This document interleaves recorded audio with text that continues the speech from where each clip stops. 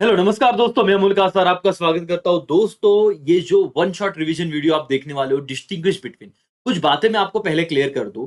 सबसे पहली बात तो आपके गारंटेड जो 12 मार्क्स है क्वेश्चन नंबर 4, वो पूरा का पूरा इस लेक्चर से कवर होने वाला है। दूसरी बात, सर ये वीडियो कौन सा वीडियो है सर? मतलब वन शॉट रिवीजन में अगर ऐसे आ रहा हो तो बट ऑब्वियस सी बात है दोस्तों, ये वो वाला वीडियो है जो क्वेश्चन बैंक आया था बोर्ड एग्जाम के लिए, हर साल आता है और एक ही क्वेश्चन बैंक है जो रिपीट करता है। वो सारे क्वेश्चन बैंक के डिस्टिंग्विश बिटवीन मैंने रिकॉर्ड कर दिया है। अब दोस्तों क्या हुआ कि जब मैं वापस से वो चीजें अगर यहाँ पे मैं वो दोनों वीडियो मिक्स करके आपको दूं, तो एक साथ आपके सारे डिस्टिंग्विश बिटवीन खत्म हो जाएंगे। तो ये अभी रिकॉर्ड किया हुआ नहीं है, डेफिनेटली ये लास्ट ईयर का है, लेकिन आपको इसका सेम इक्विवेलेंट फायदा होगा जो इस साल का होने वाला है। तो कंसेप्ट चेंज नहीं है सर, वही डिफरेंस है, वही सारी इंपॉर्टेंस है और जो सिलेक्टेड 20-25 क्वेश्चन है उसी में से सारी चीजें आती है। तो दोस्तों अगर आपने उस सेम का कुछ भी पढ़ाई नहीं किया होगा, ये वीडियो एंड तक देखिए। बट ऑब्वियस सी बात है, ये कुछ बच्चों ने ऑलरेडी पहले देखा होगा, लेकिन अब ये वन शॉट आ रहा है तो आप पूरा का पूरा एक साथ कंप्लीट कर लोगे। इसके अलावा आपको कोई डिस्टिंग्विश करने की जरूरत नहीं है, सारी चीजें मैंने यहां पे क्लियर बता दी है। तो ये वीडियो एंड तक देखना दोस्तों, राइट? पहले ही बता दूं, वीडियो रिकॉर्डेड है, लेकिन आपके लिए जो प्रीमियर हो रहा है वन शॉट वीडियो, दोनों को एक साथ करके मैंने बहुत इंपॉर्टेंट चीज करके दी है। तो आपका केस स्टडी बेस्ड क्वेश्चन हो गया, आपको सारे ऑब्जेक्टिव तो अभी अभी रिकॉर्ड करके दिए हुए हैं और साथ में डिस्टिंग्विश भी मैं आपको दे रहा हूं एक साथ करके। सो इतना लेक्चर कर लीजिए और खत्म हो जाएगी बात। तो लेक्चर शुरू हो रहा है, 2 वीडियो मतलब एक टोटल वीडियो आपको मिल जाएगा, लेकिन आपने एंड तक देखना है। तो अभी लेक्चर शुरू हो रहा है, सबका ध्यान होना चाहिए लेक्चर पे। और दोस्तों आप बहुत बढ़िया पेपर लिखने वाले हो, आपके साथ आपके पेरेंट्स की दुआएं हैं, है ना? जिस भी आप इनविजिबल पावर पे भरोसा रखते हो, है ना, वो आपके साथ है और सब अच्छा होने वाला है। पेपर बहुत अच्छा जाने वाला है, पूरा लेक्चर देखिएगा। डिस्टिंग्विश बिटवीन 12 मार्क्स इस लेक्चर के पास डन हो जाएंगे। चलो बाय, टेक केयर, जय हिंद जय भारत। लेकिन आपके लिए लेक्चर शुरू हो रहा है अभी। तो मैं अमूल का सर आपका स्वागत करता हूं। दोस्तों थैंक यू सो मच, आपने पार्ट 1 में बहुत सारे लाइक्स और बहुत सारे कमेंट्स किए और इससे समझ रहा है कि आपको लेक्चर बहुत ही अच्छे लग रहे हैं। नाउ पार्ट 2 अगर आपने कर लिया तो आपको इस पार्ट 2 में से 2 डिस्टिंग्विश तो कंपलसरी आने ही आने हैं। सर 2 ही चैप्टर रह गए हैं मालिक। सबसे पहला जो मैं आज करवा रहा हूं chapter number 7 and second functions of management वाला, और यहां से डिस्टिंग्विश आते ही आते हैं, पहली बात। दूसरी बात सर, लेक्चर अगर आप एक एट ए टाइम बैठे तो पूरा लेक्चर खत्म करके ही उठो।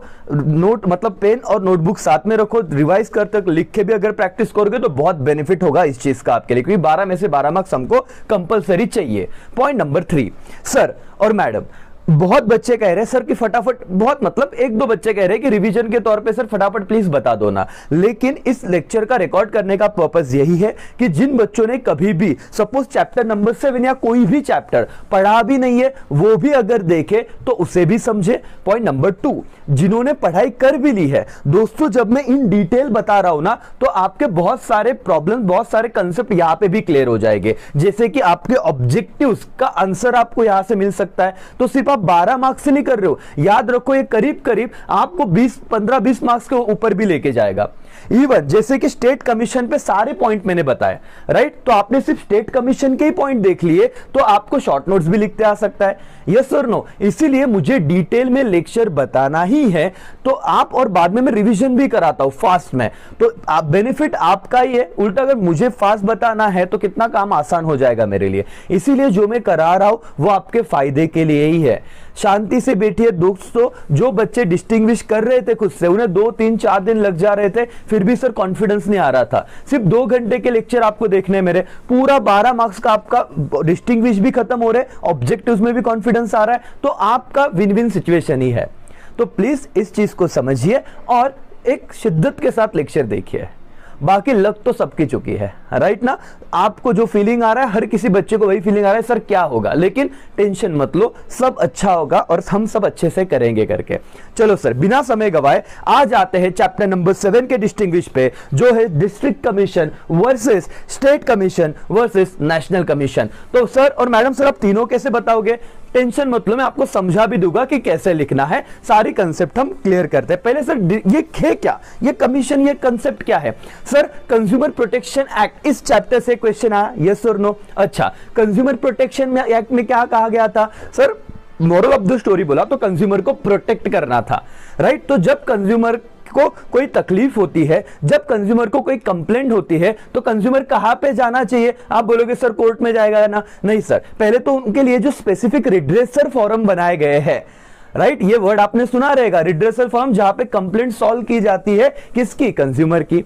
यस और नो? तो सर ये रिड्रेसल फॉरम है, इनका काम क्या है कि कंज्यूमर के कंप्लेंट को सॉल्व करा के देना।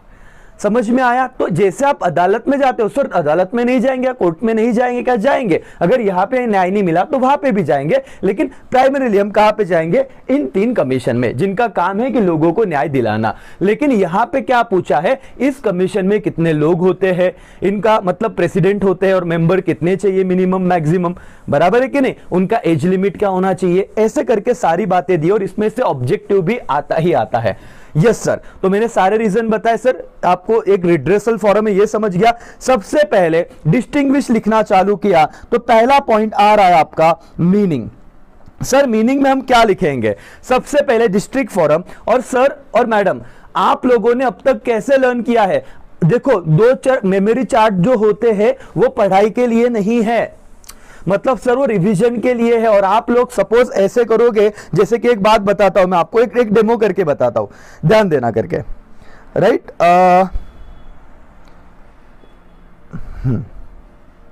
ये वाला कंप्लेंट वाला, हाँ, ये मॉनेटरी में क्या है? देखो, डिस्ट्रिक्ट फॉर्म में, डिस्ट्रिक्ट कमीशन में कब केस जाएगा? जब value does not exceed 1 crore. तो बच्चे ने बोला 1 करोड़ लिमिट याद रख लिया। दूसरा पॉइंट क्या किया? हाँ, जब वैल्यू 1 करोड़ टू 10 करोड़, कहां केस जाएगी? एक्सीड 1 करोड़ टू 10 करोड़, कहां केस जाएगी सर? स्टेट कमीशन में, एक मॉनेटरी लिमिट है। और एक्सीड 10 करोड़ केस कहां पे जाएगी सर? स्टेट नेशनल कमीशन में। अब तुम कैसे करते हो? देखो, सुनो ध्यान में, क्या गलती हो रही है वो सुधारो।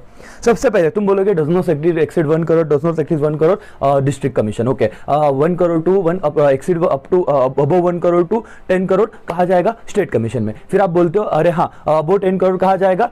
नेशनल कमीशन में। कर लिया इतना, फिर आपने अमाउंट लिखा और आपने कितना लिखे? इतने ही लाइन लिखे। जबकि लैंग्वेज क्या है सुनो, पहले मैं ये वाला पॉइंट कराता हूं, फिर मीनिंग वगैरह पे लेके जाऊंगा।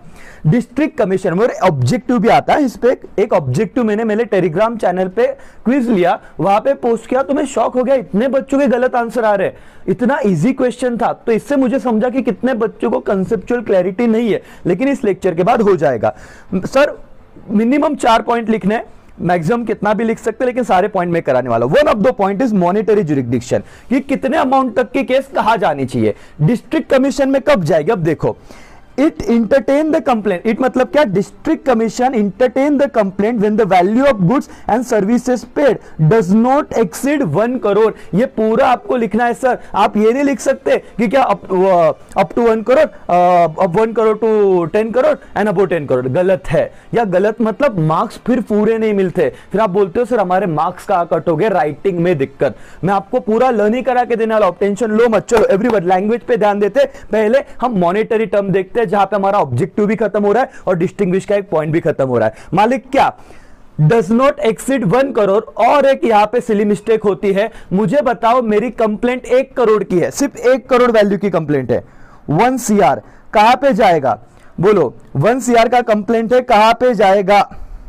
दो ही ऑप्शन है, क्या 1 CR डिस्ट्रिक्ट कमीशन में जाएगा या स्टेट कमीशन में जाएगा? बहुत सारे बच्चे बोल रहे हैं सर स्टेट कमीशन, कुछ बच्चे बोल रहे हैं डिस्ट्रिक्ट कमीशन। सर कितने का वैल्यू? एग्जैक्ट 1 करोड़ का है। सर अब लैंग्वेज समझो, क्या डिस्ट्रिक्ट कमीशन में लैंग्वेज क्या था? सर लैंग्वेज ये है, डज नॉट एक्सीड 1 करोड़, मतलब क्या 1 करोड़ भी डिस्ट्रिक्ट कमीशन में आता है क्या? किसी का कंप्लेंट 1 करोड़ का है क्या डिस्ट्रिक्ट कमीशन में आता है क्या? Answer is yes. तो सिर्फ 1 करोड़ मत लिख के आना, गलत हो जाएगा। डज नॉट एक्सीड 1 करोड़ मतलब सर क्या कि वहां पे सर ध्यान देना, क्या 80 लाख का केस है, कहा जाएगा डिस्ट्रिक्ट कमीशन में। 25 लाख का केस है, कहा जाएगा डिस्ट्रिक्ट कमीशन में। सर एग्जैक्ट 1 करोड़ का केस है, कहा जाएगा डिस्ट्रिक्ट कमीशन में। सर 1 करोड़ 1 लाख का केस है, एक्सीड हो गया ना। आप लैंग्वेज देखो क्या है, डिस्ट्रिक्ट कमीशन हो गया, स्टेट कमीशन में देखो ये कहा जाएगा स्टेट कमीशन में जाएगा 1 करोड़ 1 लाख का। ध्यान दो, it entertain the complaints when the value of goods and services paid exceed 1 crore but does not exceed 10 crore. बोलो मेरे साथ, क्या इट इंटरटेन, देखो ये वाली लैंग्वेज तो कॉमन है, it entertain, it entertain, it entertain, लेकिन आपको लिखना है, लर्न करना है, समझना है करके। आप सीधा सिर्फ अमाउंट नहीं लिख सकते हो। अमाउंट किस चीज का है, तो आपको लिखना है state commission entertain complaint when the value of goods and services paid exceed 1 crore but does not exceed क्या 10 करोड़। दूसरा पॉइंट समझा? तो सर डिस्ट्रिक्ट वर्सेस स्टेट में एक पॉइंट लर्न हुआ क्या, बताओ मॉनेटरी लिमिट का पॉइंट क्या। एवरीवन फटाफट लैंग्वेज लैंग्वेज लैंग्वेज पे फोकस करो दोस्तों। देखो अगर मैं 12 में से 12 बोल रहा हूं तो मिलने ही चाहिए और होगा, आसान है, समझो एक बात को। Okay sir, when okay district commission entertained the complaints when the value of goods and services paid does not exceed 1 crore. Okay sir, 1 crore नहीं लिखना है, सिर्फ डज नॉट एक्सीड 1 करोड़ ऐसे लैंग्वेज लिखना है। एंड स्टेट कमीशन में again it entertain the complaints when the value of goods and services paid exceed 1 crore but does not exceed 10 crore. समझा? Okay और सर नेशनल कमीशन क्या है, अगेन लैंग्वेज एक ही बात लर्न करना था, जैसे मैंने कहा है इट मतलब national commission entertain the complaints when the value of goods and services paid exceed 10 crore. समझा क्या मालिक? ओके सर वापस एक बार आपके मैं कुछ एमसीक्यूज यहां पे फटाफट करा देता हूं, ध्यान देना, सबका ध्यान यहां पे होना चाहिए, सबका फोकस यहां पे होना चाहिए मालिक, पे अटेंशन। सर 10 करोड़ है, 10 करोड़ अमाउंट कितना है सर 10 करोड़ है। 10 करोड़ का कोई कंप्लेंट करना चाहता है किसी के साथ, झोल हुआ गुड्स एंड सर्विस का जो वैल्यू था, कहां पे जाएगा, डिस्ट्रिक्ट कमीशन, स्टेट कमीशन या नेशनल कमीशन, बोलो 10 CR है और ये एक ऑब्जेक्टिव आना ही चाहिए यहां से। आप बोलोगे सर 10 करोड़, और 10 करोड़ कुछ कुछ बच्चे जो लर्न करते हैं ना ऐसे सिर्फ मेन पॉइंट जैसे समरी चार्ट से वॉट एवर समझ के नहीं लेते। 19% बच्चे गलती क्या करते हैं ना, 10 करोड़ उनको याद आता है नेशनल कमीशन, जो आंसर क्या है गलत है। समझ रहा है क्या? Up to 10 crore exact 10 crore का अमाउंट कहां पे जाएगा मालिक, स्टेट कमीशन में। और अगर अमाउंट 10 करोड़ 2 लाख होता जो एक्सीड हो गया 10 करोड़ से, वो कहां पे जाएगा, नेशनल कमीशन में। ऑब्जेक्टिव के मार्क्स नहीं जाने चाहिए अगर ये क्वेश्चन आया तो। एग्जैक्ट 1 करोड़ कहां जाएगा, डिस्ट्रिक्ट कमीशन।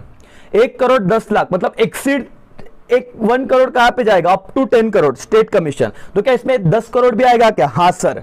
और 10 करोड़ 2 लाख कहां पे जाएगा, नेशनल कमीशन में। आई होप अब आपको डिस्टिंग्विश भी समझा, आपके ऑब्जेक्टिव भी खत्म हो गए, और आपको जस्टिफाई वगैरह दिया उसमें भी आप लिख सकते हो। एवरीवन गॉट इट, यस और नो? जोश दिखाओ सर, थोड़ा मोटिवेट होकर बैठना है, ऐसे ढीले मत बैठो, आपको बस खत्म करना है ये 18 दिन शिद्दत से पढ़ाई करने करके।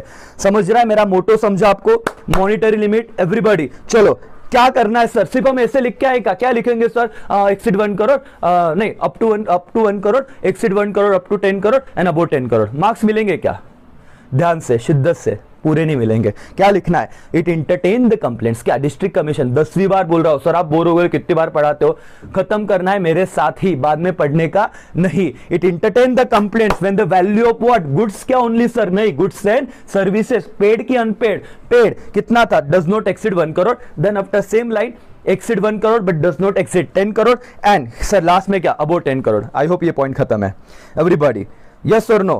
क्या आपको समझा क्या, मैं क्यों इतना डिटेल में पढ़ा रहा हूं, ये रीजन था सर। चलो एवरीवन मीनिंग पे आते हैं, point number 1। Okay district commission, a consumer dispute redressal forum. देखो इन्हें कहा था ना रिड्रेसल फॉरम, सिर्फ रिड्रेसल का स्पेलिंग देख लेना, बहुत बच्चे गलती करते हैं।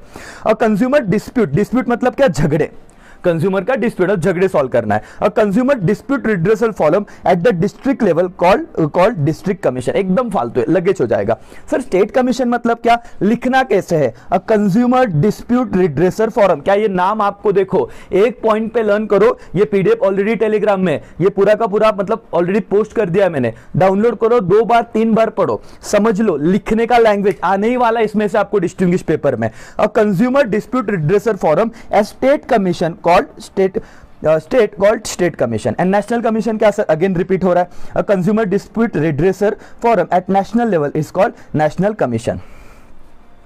अब बच्चे कैसा लिखते हैं, at state level it is, अब रिवीजन में मैं ऐसे ही बताता, state level it is, जो फोरम स्टेट लेवल पे उसे स्टेट कमीशन कहते हैं, जो डिस्ट्रिक्ट लेवल पे उसे डिस्ट्रिक्ट कमीशन कहते हैं, जो नेशनल लेवल पे उसे नेशनल कमीशन कहते हैं। बट लिखे कैसे, मार्क्स पूरा मिलेगा एक में से एक सर जब आप ऐसे लिखोगे, मीनिंग अ कंज्यूमर डिस्प्यूट रिड्रेसल फोरम। तो इसका नाम है सर, ये डिस्ट्रिक्ट कमीशन क्या है, कंज्यूमर डिस्प्यूट रिड्रेसल फोरम है सर। ये कहां पे एस्टैब्लिश हुआ, डिस्ट्रिक्ट लेवल पे, तो इसे क्या कहा जाएगा, डिस्ट्रिक्ट कमीशन। लर्न हो गया क्या, याद रहेगा क्या? और एक बार क्या मालिक, तो ये क्या स्टेट कमीशन में भी लिख सकते हैं क्या? अ कंज्यूमर डिस्प्यूट रिड्रेसल फोरम, क्या at state level it is called state commission, a consumer dispute redressal forum at national level it is called national commission. Language पूरा लर्न हुआ क्या? मीनिंग लर्न हो गया? हाँ सर आसान था, मीनिंग भी हो गया, मॉनेटरी हो गया, 2 टर्म किए सर। दूसरा पॉइंट तो कितना इजी है मालिक, इस्टेब्लिश बाय हुम, तो ये पॉइंट देखो, the district commission establish by state government, the state commission established by state government and national commission established by central government। खत्म सर, ये तो आराम से आ जाना चाहिए, लर्न ही हो जाना चाहिए मेरे साथ आपका एवरीवन। चलो रिवाइज करो मेरे साथ। और ये फर्क किस में आएगा पता है? District forum versus national commission and district forum versus state commission. District versus state में आ ही नहीं सकता, दोनों को एस्टैब्लिश किसने किया है? स्टेट गवर्नमेंट ने किया है। तो मालिक समझ रहा है आपको? ये देखो ऊपर में बताता हूं आपको, सारे कुछ भी डाउट नहीं रखने दूंगा, सिर्फ आप शांति से पूरा लेक्चर देखें। District commission versus state commission में क्या वो फर्क आता क्या? District commission establish by whom, which government? अरे बोलो, मन में बोलो, लगता है तो विच गवर्नमेंट, एवरीवन, सब बच्चे नहीं बोल रहे, याद नहीं आ रहा है क्या sir? Which government? State government. और आपका सॉरी यहां पे नहीं आएगा, district commission versus national commission. Third one, district commission establish bye state government and national commission establish by central government. क्या एक पॉइंट बन गया क्या? State commission versus national commission, क्या इसमें भी यही पॉइंट आएगा क्या? हाँ sir, state commission establish bye state government and national commission establish by central government. खत्म हो गया सर, और इसमें ये पॉइंट नहीं आएगा सर। समझ रहा है मालिक? इजी है एवरीवन, आप बहुत होशियार हो। देखो अगर मेरे लेक्चर आपको समझ रहा है, इसका मतलब आप होशियार नहीं हुए, ऐसे नहीं है, आपने पढ़ना लेट चालू किया। और पढ़ना लेट चालू किया सर बहुत लेट है क्या? नहीं सर, एक चीज मैं बताता हूं आपको, महाभारत का युद्ध भी 18 दिनों में हुआ था। और इतना बड़ा, अगर बोलते ना कि दुनिया का सबसे बड़ा आज तक के इतिहास में इतना वॉर अगर 18 दिन में हो सकता है ना, तो 18 दिन में सर अपनी पढ़ाई तो कुछ भी नहीं उसके सामने, बराबर। बड़ी बड़ी बातें हो चुकी है 18 दिन में सर, अगर ठान लिया तो बोलते ना कि अपने मन की बात हो सकती है। चलो एनीवेज 3 पॉइंट हुए, पहला मीनिंग, एस्टैब्लिश बाय और monetary. Then after composition, sir ये पॉइंट बहुत ध्यान से करना, ये भी ऑब्जेक्टिव में आ सकता है सर। कंपोजिशन मतलब क्या? जहां पे आपको कहा है कि कितने प्रेसिडेंट हो गए और कितने मेंबर होने चाहिए, ध्यान देना सर और मैडम। डिस्ट्रिक्ट कमीशन में एक प्रेसिडेंट होता है और मेंबर्स नॉट लेस देन, मतलब उससे कम नहीं होने चाहिए, 2 से कम मेंबर नहीं होने चाहिए, मतलब ग्रेटर देन 2। समझ में आ रहा? देखो, it comprise, district commission comprise of the president and not less than 2 member, but ये भी इंपॉर्टेंट है, not more than such a member as may be prescribe by consultation with the consultation of the central government. Sir ये point थोड़ा bouncer गया हमको, समझाता हूं, लिख पाओगे। पहले हेडिंग का नाम याद रखो, सब हेडिंग क्या है? कंपोजिशन। उन्होंने कहा कितने प्रेसिडेंट चाहिए? 1। कितने मेंबर चाहिए? मिनिमम 2 से तो कम नहीं हो सकते, तो मिनिमम 2 मेंबर। लेकिन मैक्सिमम क्या 50,000 मेंबर रख लूं क्या सर?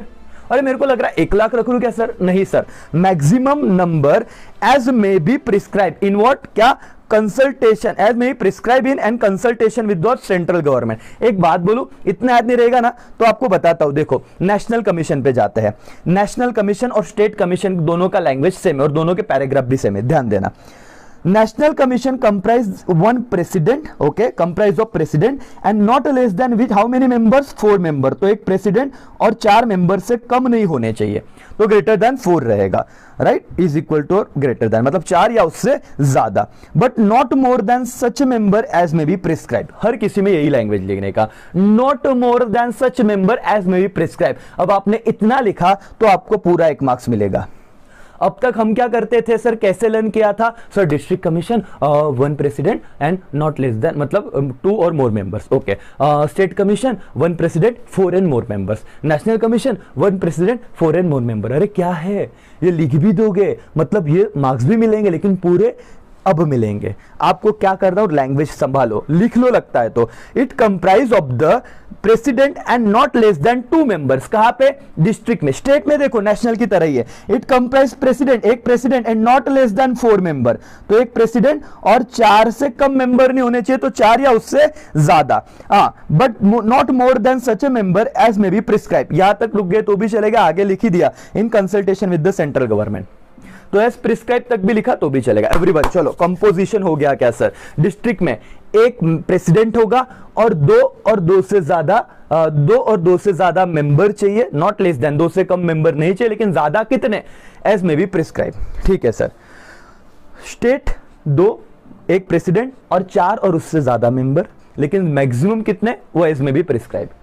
नेशनल में एक प्रेसिडेंट और चार और उससे ज्यादा मेंबर। तो ये डिस्टिंग्विश किस में आएगा सर, किसमें, ये पॉइंट नहीं लिख सकते आप, जो होगा state commission versus national commission, दोनों में ही सेम है, लेकिन वो डिस्ट्रिक्ट वर्सेस स्टेट में आएगा और डिस्ट्रिक्ट वर्सेस नेशनल में आ सकता है। ठीक है सर, 4 पॉइंट हो गए। क्वालिफिकेशन क्या चाहिए सर, कोई भी पर्सन को हम क्या करें, अपॉइंट कर ले, कि आपकी गलती क्या होती है वो बताता हो। भी आप लोगों ने कभी ना कभी तो पढ़ा रहेगा, मुझे पता है कि नहीं पढ़ा ऐसे नहीं होगा, लेकिन ये लेक्चर देख के क्या फायदा होगा वो बता रहा हूं। सुनो, और कुछ होशियार बच्चों ने डेफिनेटली किया भी रहेगा, अब बाकी के बच्चे होशियार होने वाले हैं। क्या आपने लर्न किया था पता है, देखो आपने क्या किया था, डिस्ट्रिक्ट इसमें क्या क्वालिफिकेशन होना चाहिए, अगर आपको क्या होना है तो पहली बात तो प्रेसिडेंट। एक गलती मत करना, बहुत बार ना बार बार बच्चे मेंबर्स लिखते हैं अंदर, मतलब ये सिली मिस्टेक है। क्या पॉइंट है आप लोग, क्वालिफिकेशन ऑफ प्रेसिडेंट का है, तो आप मेंबर्स मत लिखना, ध्यान दो। आप क्या कहते हो कि सर जो जज होता है डिस्ट्रिक्ट कोर्ट का, वो क्वालिफाई करता है प्रेसिडेंट के लिए, कहां पे, डिस्ट्रिक्ट कमीशन में। जो जज होता है हाई कोर्ट का, वो क्वालिफाई है प्रेसिडेंट बनने के लिए, कौन सा, स्टेट कमीशन का। और जो जज है सुप्रीम कोर्ट का, वो क्वालिफाई होता है नेशनल कमीशन। कितना भारी, पूरे मार्क्स से मिलेंगे, मैं बताने वाला हूं। तो आपने लर्न किया, लर्न तो हो गया सर। अगर मुझे क्वालिफाई होना है, प्रेसिडेंट बनना है, कहां पे, डिस्ट्रिक्ट कमीशन में, तो मैंने क्या होना चाहिए, एटलीस्ट जज कौन सा सर, डिस्ट्रिक्ट कोर्ट का। मुझे स्टेट कमीशन में क्वालिफाई होना है, तो मैंने क्या होना चाहिए, जज एटलीस्ट हाई कोर्ट का। और मुझे नेशनल कमीशन में क्वालिफाई होना है प्रेजेंट, तो मैंने कहा होना चाहिए जज एज पर सुप्रीम कोर्ट। लेकिन इतना लिखोगे तो मार्क्स मिलेंगे नहीं। क्या लैंग्वेज है, लर्न करो मेरे साथ। अ पर्सन हु इज, जो है, और रिटायर्ड, जो था लेकिन अब रिटायर्ड हो चुका है, और क्वालिफाइड टू बी, जो होने वाला है, क्या, डिस्ट्रिक्ट जज। इस पर्सन का ये पर्सन क्या हो सकता है, ये person qualify for president position. Everybody, a person is, repeat करो मेरे साथ। आई नो कि मेरे को सारे बच्चे सुन रहे और सब ये चीज फॉलो कर रहे करके, तो आप प्लीज इस चीज को रिपीट करिए। अ पर्सन इज और रिटायर्ड और qualified to be what, district जज, he can appointed as a president of what, district forum. क्या लर्न हुआ, क्या अब आपको पूरे मार्क्स मिलेंगे, बोलो everybody, last time. A person is, और ध्यान दो, यहां पे 3 वर्ड ध्यान देने थे मालिक, सब यहां पे करा के लूंगा। आई नो कि इसमें कम डिस्टिंग्विश कराने, लेकिन पूरा होना चाहिए, शिद्दत से करो। अ पर्सन इज और रिटायर्ड, एक मिनट रेड में लिखता हूं मैं, रिटायर्ड और क्या, टू बी वाला पॉइंट था, ये 3 वर्ड आने चाहिए मालिक। अ पर्सन इज और रिटायर्ड और क्वालिफाइड टू बी डिस्ट्रिक्ट जज, उसको हम अपॉइंट कर सकते हैं। लैंग्वेज लर्न हो गया, चलो आगे बढ़ते हैं। State commission, a person who is और रिटायर्ड और क्वालिफाइड टू बी, देखो लर्न था ना, एज इट इज यहां पे चिपका दिया। जज of high court will be appointed as a president of state commission, लेकिन किसके साथ कंसल्टेशन करने के बाद, chief justice of high court. MCQs आता है एक, क्या आता है मालिक, एमसीक्यूज आता है 1 मार्क्स का।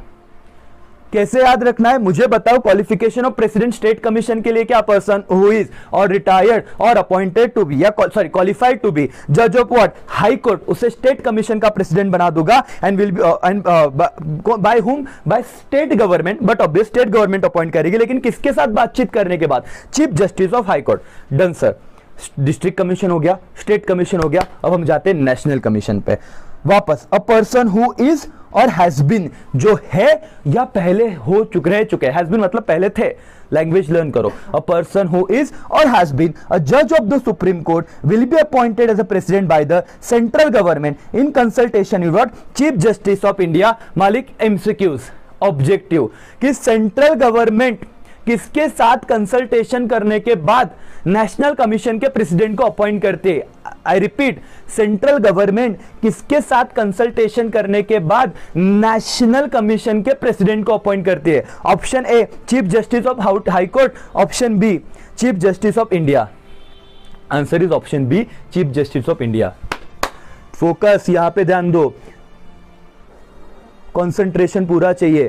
पहली बात, चलो सर लैंग्वेज डिस्ट्रिक्ट कमीशन मेरे को बोल के दिखाओ। अ पर्सन हु इज और रिटायर्ड और क्वालिफाइड टू बी जज ऑफ डिस्ट्रिक्ट जज, इसे क्या कहेंगे हम लोग, क्या होगा प्रेसिडेंट। दूसरा point, state commission, a person who is और रिटायर्ड और qualified to be a judge of high court but will be appointed by whom, central government और स्टेट गवर्नमेंट, स्टेट है तो state government, but after the consultation किसके साथ, chief justice of high court, दोनों जगह high court आएगा। और बाद में सर जाएगा सेंट्रल नेशनल कमीशन, तो वहां पे होगा अ पर्सन हु इज और हैज बीन क्या, जज ऑफ द सुप्रीम कोर्ट। अब इसमें प्रॉब्लम होना है नीचे आपको, consultation with chief justice of India.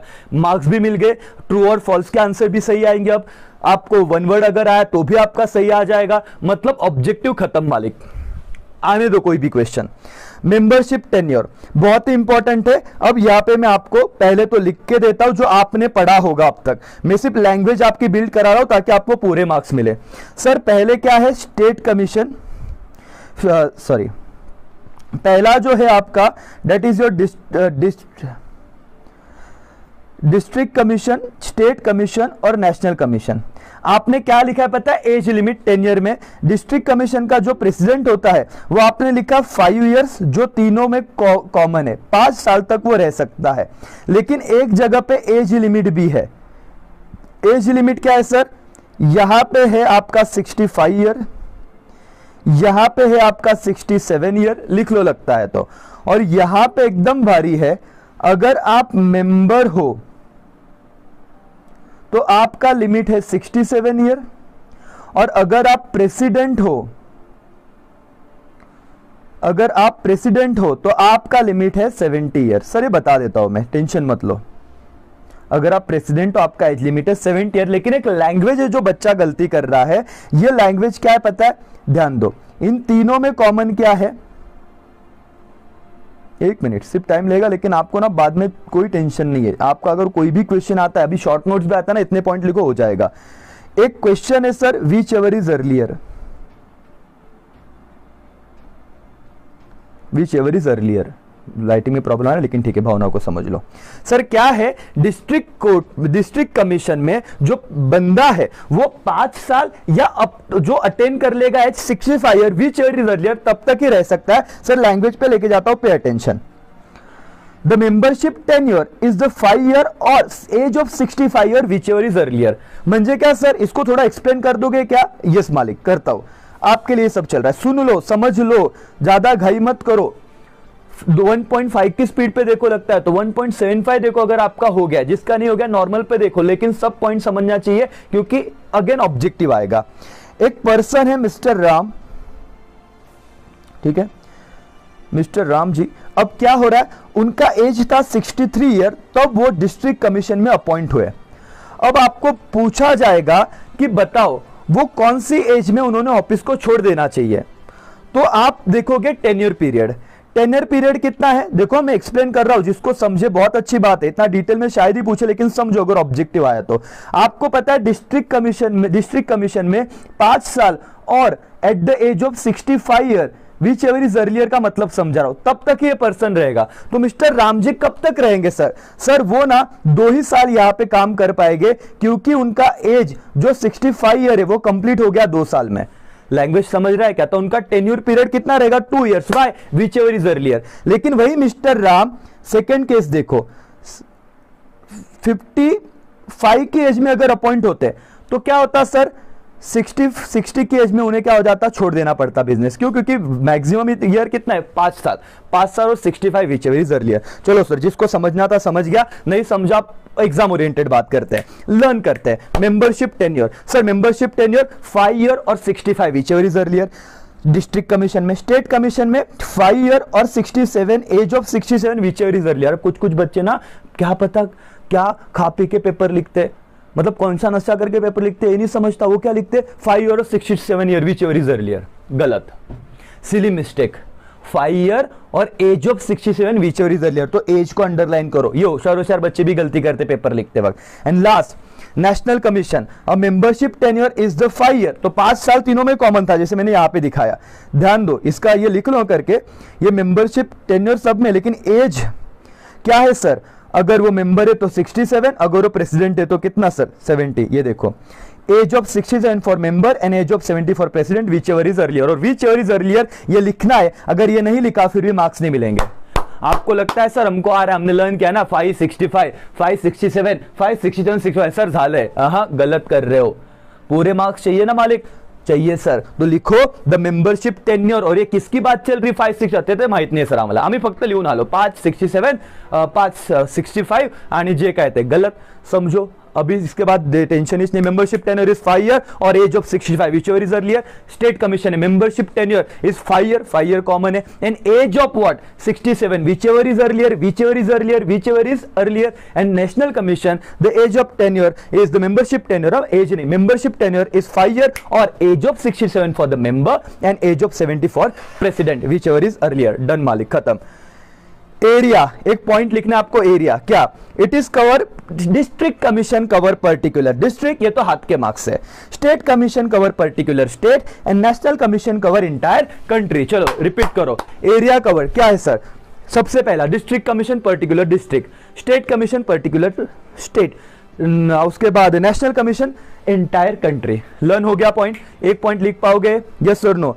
Area cover last time revise कर दो। चलो डिस्ट्रिक्ट कमीशन बोलना है आपको भाई मेरे साथ, ये लेक्चर का फायदा तभी होगा। District commission particular district area cover, okay. State commission particular state, national commission entire country. Monetary sir, monetary तो हो गया। डिस्ट्रिक्ट में कितना था, डज नॉट एक्सीड 1 करोड़, तो 1 करोड़ आ जाएगा। हाँ, स्टेट में कितना था sir, exceed 1 crore but does not exceed 10 crore. ये मैंने बताया सिर्फ लिमिट, लेकिन लिखना कैसे है सर, इट इंटरटेन, ये कंप्लेंट इंटरटेन करेगा जब the value of goods and services paid, ये लिखना है तब मार्क्स मिलेंगे। Does not exceed 1 crore and up to 10 crore. आगे national commission exceed rupees 10 crore, सब कहां पे जाएगा सर, यहां पे नेशनल कमीशन में, ओके। अपील कहां पे क्या कर सकते हो, देखो बच्चे को मारा पप्पा के पास अपील करेंगे, पप्पा को मारा दादाजी के पास अपील करेंगे। और तीनों का लेवल क्या है, डिस्ट्रिक्ट कमीशन बच्चा है, स्टेट कमीशन पप्पा है, नेशनल कमीशन दादाजी है। तो याद देखो डिस्ट्रिक्ट कमीशन में क्या होता है कि अगर आप डिस्ट्रिक्ट कमीशन देखो, appeal against the order, learn करो, order of the district commission can be made to the state commission. District commission ने कुछ डिसीजन दिया और आप उससे क्या नहीं हो, सेटिस्फाइड नहीं हो, तो आप लोग कहां पे कंप्लेंट करोगे, अपर अथॉरिटी, मतलब किसके पास, नेशनल कमीशन के पास। दिमाग में घुसा क्या, पॉइंट समझा क्या। अपील 1 मार्क्स का ऑब्जेक्टिव आता है, अगेन ट्रू और फॉल्स में आ जाता है। ध्यान दो सर, डिस्ट्रिक्ट कमीशन के डिसीजन से हम अगर अग्रीड नहीं है तो हम लोग कहां जाएंगे, आंखें बंद करके सुनो, हम लोग जाएंगे सर नेशनल कमीशन के पास, तो अपील का पॉइंट खत्म। What about state commission, sorry हम जाएंगे स्टेट कमीशन के पास, माय मिस्टेक है, सॉरी। क्या था, डिस्ट्रिक्ट कमीशन के डिसीजन से हम अगर अग्रीड नहीं है तो हम जाएंगे स्टेट कमीशन के पास। स्टेट कमीशन में क्या है, an appeal against the order of state commission cannot be made, can be made to the national commission। मतलब सर अगर मैं स्टेट कमीशन के डिसीजन से अग्रीड नहीं हूं तो मैं कहां पे जाऊंगा, नेशनल कमीशन में, ओके। आप आंखें बंद करके सुनो, सिर्फ फुल्ली कंसंट्रेशन। अपील, डरने का नहीं, सुनो, अगर मैं स्टेट कमीशन के डिसीजन से, ऑर्डर से अग्रीड नहीं हूं तो I can be made appeal to कहां पे, नेशनल कमीशन। और सर नेशनल कमीशन भी नहीं तो अब दादाजी के पास भी नहीं माना तो सीधा भगवान। ध्यान दो क्या, appeal against the order of national commission can be made to supreme court, खत्म। कहां पे देना है आपको, सुप्रीम कोर्ट में देना है। कहां पे देना अपील आपको, सुप्रीम कोर्ट में देना है। डन क्या, एवरीबॉडी, यस और नो, यस सर।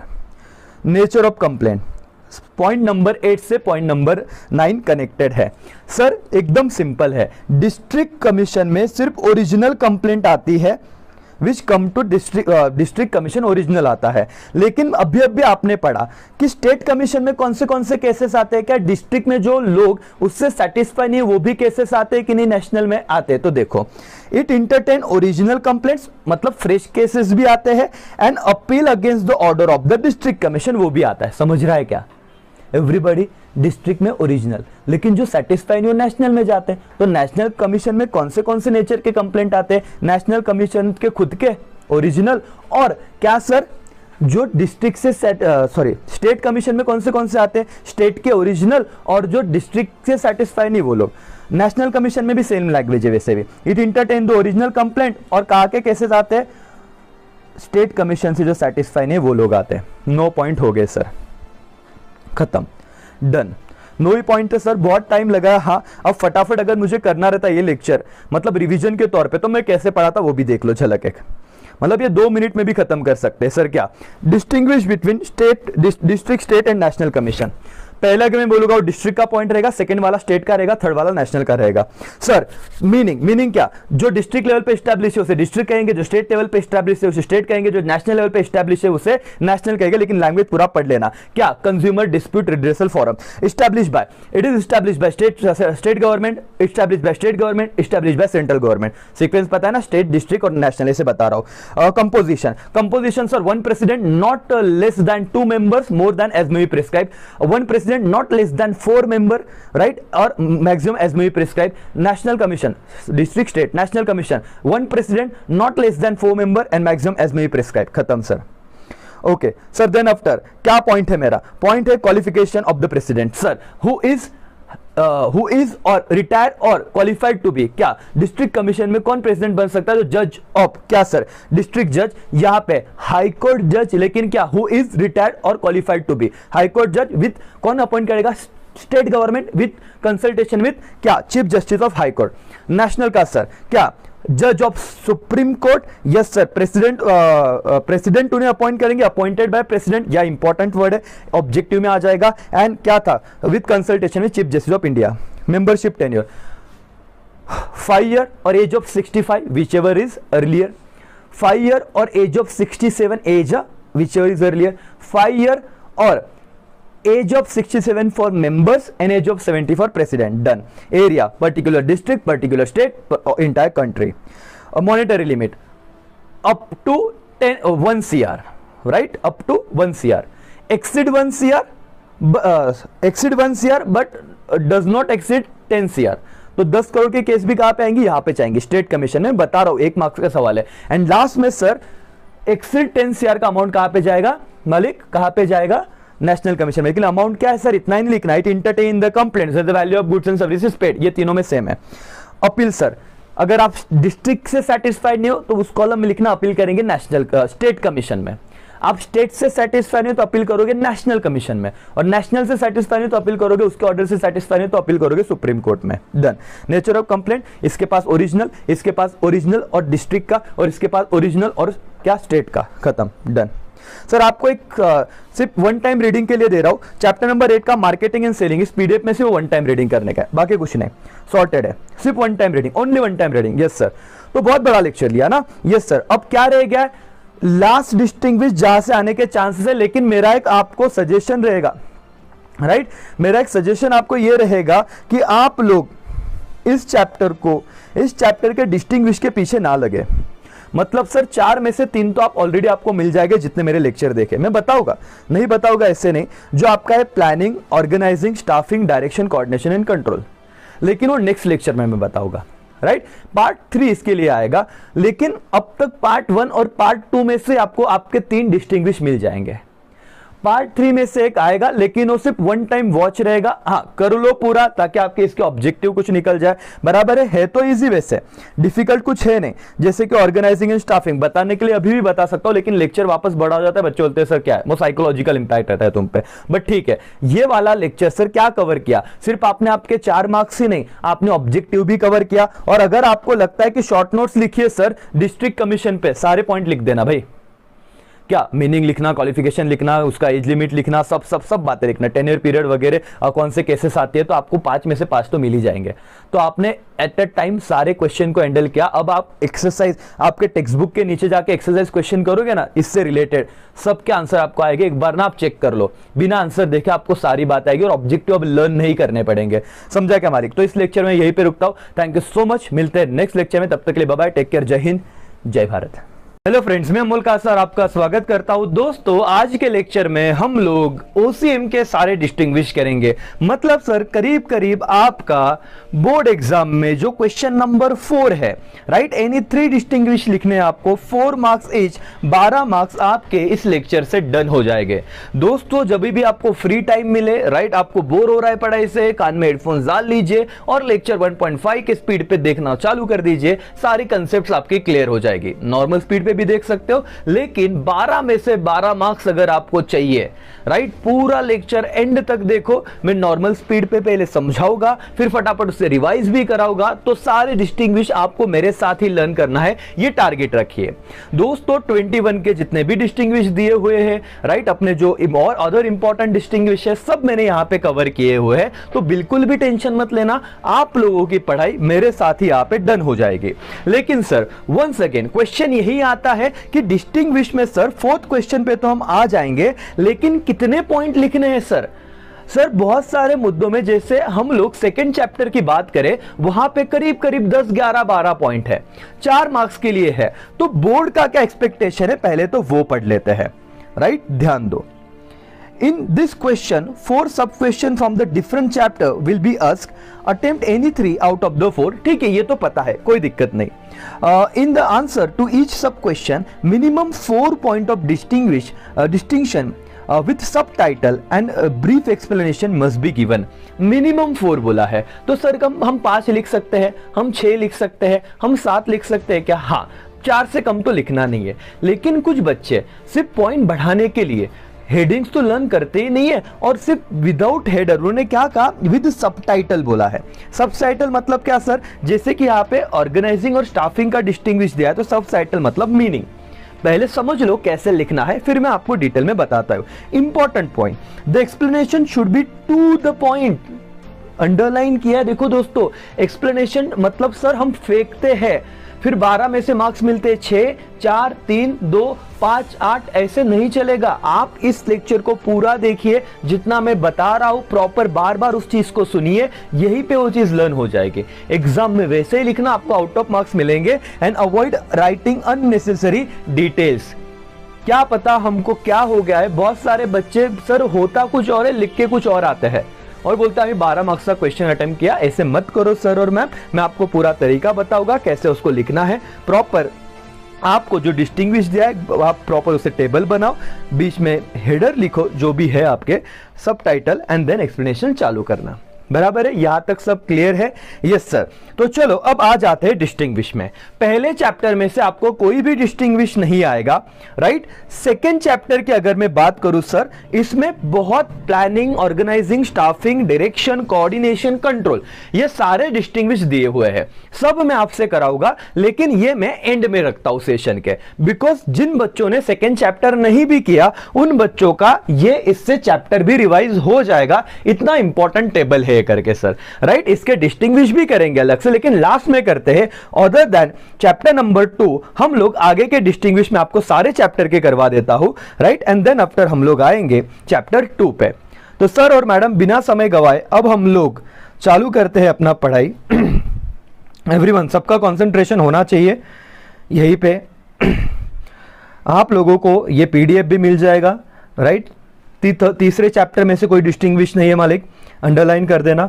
अब आ जाते हैं चैप्टर नंबर 4 पे। सबसे पहला डिस्टिंग्विश देखो, फर्स्ट से कोई डिस्टिंग्विश नहीं है, सेकंड से planning, organising, staffing, direction, coordination, control. मतलब हो सकता है पूछ ले प्लानिंग एंड कंट्रोलिंग का डिफरेंस, हो सकता है प्लानिंग एंड डायरेक्शन का डिफरेंस, वो मैं बताऊंगा लेक्चर के एंड में। लेकिन थर्ड में भी कोई डिस्टिंग्विश नहीं है, फोर्थ से एक डिस्टिंग्विश आ सकता है। सबसे पहला डिस्टिंग्विश जो हम लर्निंग स्टार्ट कर रहे हैं अभी, commercial bank versus central bank. Everyone, दोस्तों पूरा मोटिवेट होके बैठो, ये लेक्चर के साथ ही आपको पढ़ाई खत्म करनी है। तो जितने भी मेरे मतलब आधे घंटे का, 1 घंटे का जो भी सेशन होगा, इस सेशन के साथ आपका डिस्टिंग्विश 12 मार्क्स आपके जेब में चाहिए। चलो पहला point, commercial bank versus central bank.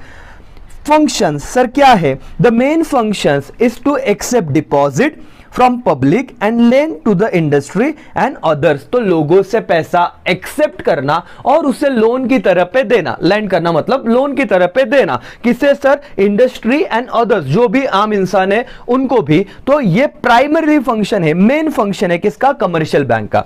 उसी हिसाब से सेंट्रल बैंक का मेन फंक्शन क्या है sir? Is to regulate the money supply in the country. चलो वापस एक बार मेरे साथ बोलो, टू द पॉइंट आंसर चाहिए उन्हें, कुछ भी मत लिख के आना, मेन हेडिंग क्या लिखेंगे sir, commercial bank, central bank, main point is function, the main function of commercial bank is to accept deposit from whom, accept deposit नहीं, पूरा लिखना, accept deposit from public and lend it to the industry and other, whereas the functions of the central bank, the main function of the central bank is to regulate what, money supply in the country. पहला point done क्या sir, everyone चलो repeat करो मेरे साथ, अगर ये होगा तो ही मतलब इस सेशन का, नहीं तो कोई मतलब नहीं है। मेन फंक्शन बोलो, commercial bank accept deposit from the public and lend it to the industry and other, and central bank का main function क्या है, to regulate the money supply in the country. Now sir, printing currency, printing क्या, currency. अच्छा commercial bank पता है ना, बाकी होशियार बच्चे उन्हें डेफिनेटली पता रहेगा, और मालिक होशियार नहीं मतलब जिन्होंने पढ़ाई नहीं है। तो सर कमर्शियल बैंक मतलब क्या, आप जो बैंक में डील करते हो, आपका एसबीआई हो गया, बैंक ऑफ महाराष्ट्र हो गया, जो भी बैंक आपको दिखता है, आईसीआईसी बैंक हो गया, वो क्या हो गया, कमर्शियल बैंक। और आपका सेंट्रल बैंक क्या है, आरबीआई करके, right. Printing of currency, the commercial bank can not print the currency and the central bank can print the currency note. Sir ये तो कितना सिंपल है, आई नो, ये सिंपल समझ के ही बच्चे इसको इग्नोर करते हैं, लाइटली लेते हैं, और पेपर में फिर अपने मन से कुछ भी फेंकते हो जो टू द पॉइंट नहीं होता है, फिर 4 में से मिलते हैं 2 मार्क्स। समझ में आ रहा है, पूरा ध्यान दीजिए दोस्तों, आप बहुत होशियार हो। Printing of the currency, commercial bank currency note print नहीं करती, central bank currency note print करती है। Acceptance of deposit, commercial bank accept deposit from the public. देखो जिसका पहला पॉइंट हो गया, ये तो तुरंत कनेक्ट है सर, सिर्फ हेडर करना है हमको। एक्सेप्टेंस ऑफ डिपॉजिट, तो कमर्शियल बैंक डिपॉजिट एक्सेप्ट करता है, central bank does not accept deposit from um, from public. 3 point खत्म। चौथा पॉइंट लोन, तो सर मिनिमम 4 पॉइंट रिक्वायर्ड थे ना, तो यहां तक आने के बाद मिनिमम का क्राइटेरिया खत्म हो जाएगा। Loan, commercial bank provide loan to the industry and commerce, commercial bank provide loan to um, industry and commerce, and the central bank provide loan to bankers and financial institution. मतलब sir ये बाप है, right. बोलते हैं ना कि lender of last resource, ये भी आपने पढ़ा रहेगा कि जब किसी के पास पैसा नहीं होगा, जब कमर्शियल बैंक को भी पैसा लगेगा, वो किसके पास जाएगी, सेंट्रल बैंक के पास। सेंट्रल बैंक आम इंसानों को, मतलब नॉर्मल इंडस्ट्री वगैरह को लोन देता है, जबकि सेंट्रल बैंक जब लोन देने की बात आती है तो फाइनेंशियल इंस्टीट्यूशन को ही लोन देता है। समझा क्या, बैंकर एंड फाइनेंशियल इंस्टीट्यूशन को सेंट्रल बैंक लोन देगा। मालिक लोन वाला पॉइंट, चलो एवरीवन आंखें बंद करो, सुनो मेरी बात ध्यान से, कि लोन के पॉइंट में commercial bank provide loan to industry and commerce, where central bank provide loan to bankers and financial institution. 4 point तो डन। सर सिर्फ 4 ही लिखे क्या, नहीं सर, आगे आप 5, 6, 7 पॉइंट जितना याद रहता है टू द पॉइंट लिखी ना, उतना लिखने का ट्राई कीजिए। लेकिन 4 आपने टू द पॉइंट लिखे और आपको जनरल कुछ बात आ रही है, तो फिर आप लिख के आइए वो, क्योंकि आपने मिनिमम क्राइटेरिया उनका सेटिस्फाई कर दिया है। Ownership, it can be own by the private और बाय द गवर्नमेंट एजेंसी। तो yes, commercial bank private organization भी ओन कर सकता है और आपका गवर्नमेंट एजेंसी भी ओन कर सकता है। Whereas central bank own and control कौन होता है, ओनली गवर्नमेंट ऑफ इंडिया। तो सर कितना सिंपल पॉइंट था heading, ownership, commercial bank private as well as government हो सकता है, लेकिन सेंट्रल बैंक हमेशा ओन एंड कंट्रोल बाय क्या रहेगा, government of India. Number of banks, there are many commercial banks in India, like bank of Maharashtra, SBI, HDFC, ICICI, कितने सारे banks हैं। लेकिन क्या ऐसे ही बहुत सारे आरबीआई भी होते हैं क्या, सेंट्रल बैंक भी होते हैं क्या, नहीं sir, there is one central bank in India. क्या आपको 6 पॉइंट समझे क्या, क्या अभी जैसे डिफिकल्ट लग रहा है क्या लर्निंग? देखो हर चीज सिंपल होती है दोस्तों, सिर्फ अपना पॉइंट ऑफ व्यू बदलो। कितने पॉइंट कर दिए मजाक मजाक में, 6 पॉइंट कर दिए, हर एक पॉइंट समझा, याद भी रहेगा। Okay sir, monetary policy, the commercial bank do not frame, underline करना monetary policy, the commercial bank do not what, frame, wording देखो, वो मॉनेटरी पॉलिसी नहीं बनाते, where central bank frames the monetary and credit policy. मालिक last point, control, control में क्या है sir, control, the commercial bank do not keep check on the control central bank. Yes, कि भाई सिंपल है कि पापा बच्चे को पूछ सकते तूने क्या किया, बेटा पापा को नहीं पूछेगा आपने क्या किया, तो कौन किस पे कंट्रोल नहीं रखेगा, सेंट्रल बैंक कमर्शियल बैंक पे कंट्रोल रख सकता है। कमर्शियल बैंक सेंट्रल बैंक के कंट्रोल रहेगा क्या? नहीं sir. Commercial bank do not keep check on the central bank, where central bank keeps check on the commercial bank. तो कंट्रोल वाला मुद्दा खत्म सर। एवरीवन समझा क्या आपको? Yes sir. चलो पहला point central bank commercial bank. अब एज यूजुअल जैसे हमने एसपी का भी किया था, अब फटाफट रिवाइज करते हैं। ये वो वाला पॉइंट, अब आप सब इस पॉइंट को पढ़ चुके हो एकदम स्पीड में। सर कमर्शियल बैंक फंक्शन क्या है? Main functions of accepting deposit and lending loan. Main function RBI का क्या है sir? Supply of money in the country. Okay, regulate the supply of money in the country. Printing currency note, commercial bank currency note नहीं print करेगा, central bank करता है। Acceptance of deposit, commercial bank deposit accept करता है public से, central bank नहीं करता करके। लोन, कमर्शियल बैंक लोन देता है इंडस्ट्री एंड कॉमर्स को, सेंट्रल बैंक लोन देता है। चलो अपनी आंखें बंद करो, मेरी बातें सिर्फ सुनो, वो दिमाग में बैठ जाएगा। सेंट्रल बैंक लोन देगा किसे सर? बैंक और फाइनेंशियल इंस्टीट्यूशन को। Ownership sir private as well as government, ये दोनों के ओनरशिप में दोनों लोग ओन कर सकते हैं क्या? Commercial bank. लेकिन सेंट्रल बैंक हमेशा own by and control by whom? Government of India. Number of bank, there are an number of bank हो सकते हैं कमर्शियल बैंक, लेकिन सेंट्रल बैंक सिर्फ एक ही रहेगा, that is RBI. Monetary policy, commercial bank नहीं बना सकती, सेंट्रल बैंक बनाती है। कंट्रोल क्या sir? Commercial bank do not keep check on the central bank, where central bank keep a check on what? Commercial bank. Done, खत्म। समझा क्या? पूरा लेक्चर देखना, जितने भी डिस्टिंग्विश हो रहे सर आपके लिए सब चल रहा है। खुद से पढ़ाई नहीं होती तो लेक्चर देख देख के करो, लेकिन पढ़ना है। ओसी का पहला लर्न क्यों नहीं होता सर? अब कुछ पॉइंट लिखने का ट्राई करो, डेफिनेटली आपको 4 तो लिखते आ जाएंगे, बराबर है। आगे जितने आए आपकी होशियारी और डेफिनेटली आपको और देखो 12 मार्क्स डिस्टिंग्विश के, 20 मार्क्स ऑब्जेक्टिव्स के, 15 मार्क्स कॉलेज के मिनिमम। सर कितने हो गए? पासिंग तो हो गया ना 40 के ऊपर, फेल तो कोई नहीं होगा, लेकिन जो टॉपर बच्चे अपने जो देख रहे 95 प्लस जाना ही है सर। ओके नाउ सर एक डिस्टिंग्विश आता है क्या? यहां पे 2-3 डिस्टिंग्विश बन सकते हैं, लेकिन मैं आपका कंसेप्ट क्लियर करा दूं ताकि शॉर्ट नोट्स में भी आप लिख लो। Current account, saving account and fix account. तो आपको मे बी डिस्टिंग्विश ऐसे हो, current account and saving account का फर्क बताइए, या फिर saving account and fix deposit account का फर्क बताइए। ये अगर टेबल कर लिया तो तीनों के तीनों आंसर या एन नंबर कोई भी परम्यूटेशन कॉम्बिनेशन आए आप सॉल्व कर सकते हो, राइट? पूरा कॉन्सेंट्रेशन यहां पे होना चाहिए। करंट अकाउंट मतलब क्या? मीनिंग समझते हैं। It is maintained by the businessman and other who have regular bank transaction.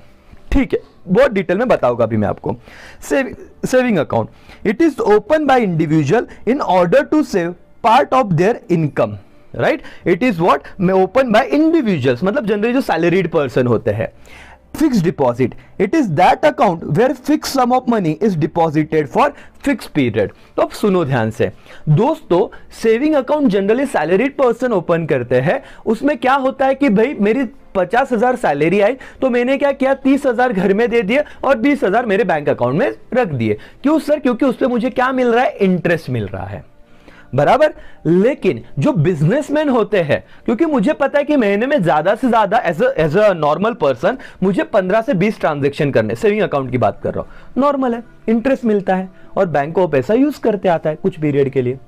लेकिन करंट अकाउंट में क्या होता है? बिजनेसमैन को दिन में हजारों लाखों ट्रांजैक्शन करने पड़ते हैं, तो यही नहीं पता कि जो करंट अकाउंट में पैसा रखा है वो बैंक को यूज करते आएगा कि नहीं, और बैंक के लिए कुछ यूजफुल नहीं, इसीलिए करंट अकाउंट पे इंटरेस्ट नहीं मिलता। समझ रहा है क्या? इसलिए करंट अकाउंट कौन ओपन करता है? देखो ऑब्जेक्टिव का भी आंसर लर्न हो जाएगा, ध्यान दो। Current account maintain by whom? Businessman. Meaning में ये लिखना है। अच्छा, saving account maintain by individuals या salary person to save the part of their income. And fix deposit क्या होता है सर? ये तो सबको पता है, एफडी हर किसी के घर में किसी ना मतलब पेरेंट्स ने किया तो रहेगा ही थोड़ा बहुत। तो क्या करता है? फिक्स पीरियड के लिए हमने क्या किया? कुछ अमाउंट सेव किया। ओके एवरीवन समझा? यस, विड्रॉल की बात करते हैं सर। बैंक का पॉइंट चल रहा है। करंट अकाउंट में customer can withdraw money by cheque, customer can withdraw either money by cheque और विड्रॉल स्लिप। ओके, और आपके डिपॉजिट में, फिक्स डिपॉजिट में customer can not withdraw during the specific period. मतलब सर अगर 5 साल के लिए एफडी है तो आप लोग उससे पहले नहीं निकाल सकते, राइट? अगर निकाला भी तो कुछ चार्जेस लगते हैं। तो ठीक है, एनीवेज यहां पे अगर टू द पॉइंट बात करें तो customer can not withdraw during the specific period of time. तो सर अगर मैं देखो ये कैसे याद रखना है, suppose current account and fix deposit का आपको क्या आया? डिस्टिंग्विश आया। विड्रॉल में customer can withdraw money by cheque, कहां पे? करंट अकाउंट में। फिक्स डिपॉजिट में क्या लिखोगे? Customer can not withdraw money during the specific period, मतलब जब तक वो टाइम लिमिट है उससे पहले नहीं निकालेगा। राइट सर, ऐसे ही इवन सेविंग होगा, फिक्स डिपॉजिट होगा तो सेविंग में लिखोगे कस्टमर कैन विदड्रॉ इधर बाय चेक और विदड्रॉल स्लिप, और यहां पे क्या सर? Can not withdraw. कब तक? वो स्पेसिफिक टाइम तक। समझ रहा है क्या? Yes sir. डॉक्यूमेंट क्या लगते हैं सर? एक बार सिर्फ समझ लो, ये इसीलिए बता रहा हूं कि इससे रिलेटेड आपके जो 1-2 मार्क्स है ना, जो एमसीक्यूज में आते हैं, उसका आपको फायदा हो जाएगा। जिन बच्चों को वो नहीं लर्न होता, इससे कंसेप्चुअल क्लैरिटी आ जाएगी आपकी। करंट अकाउंट में क्या क्या डॉक्यूमेंट लगते हैं? The bank gives passbook, chequebook, statement of account, pay in slip book to the customer. Okay sir, one time reading है सिर्फ। बट इसमें सेविंग अकाउंट में क्या क्या डॉक्यूमेंट लगते हैं? Bank give passbook, chequebook, paying slip to the paying slip book to the customer. और FD में क्या होता है? Bank gives fix deposit receipt to the customer. तो मालिक अभी सॉर्टेड करते हैं, इसको एकदम सिंपल करते हैं। एफडी में, फिक्स डिपॉजिट में क्या क्या डॉक्यूमेंट होता है? सिर्फ डिपॉजिट रिसीट दी जाती है। Distinguish between current account and fix account, कौन से बेसिस पे? कौन से बेसिस पे? डॉक्यूमेंट के बेसिस पे। तो डिपॉजिट रिसीट कहां पे मिलता है? फिक्स डिपॉजिट में। लेकिन करंट अकाउंट में क्या क्या मिलता है? Passbook, chequebook, statement account, paying slip. Saving में क्या मिलता है? Passbook, chequebook, paying slip, that's it. तो यहां पे क्या नहीं आया sir?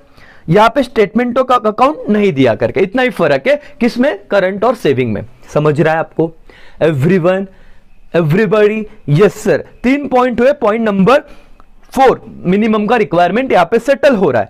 Current account, it is suitable for the trader, businessman, firm and the institution. जैसे कि पहला मीनिंग का पॉइंट ही यहां पे रिलेट कर रहा है कि हु टेक्स इट, मतलब करंट अकाउंट कौन ओपन करेगा? जो बिजनेसमैन है, जो ट्रेडर है। लेकिन सेविंग अकाउंट की बात करते हैं, it is suitable for the fix income group, wages और सैलरी अर्नर्स। समझ में आ रहा है कि everybody? Distinguish between current account and saving account, कौन से पॉइंट पे? Who takes it. बताओ करंट अकाउंट कौन बनाते हैं?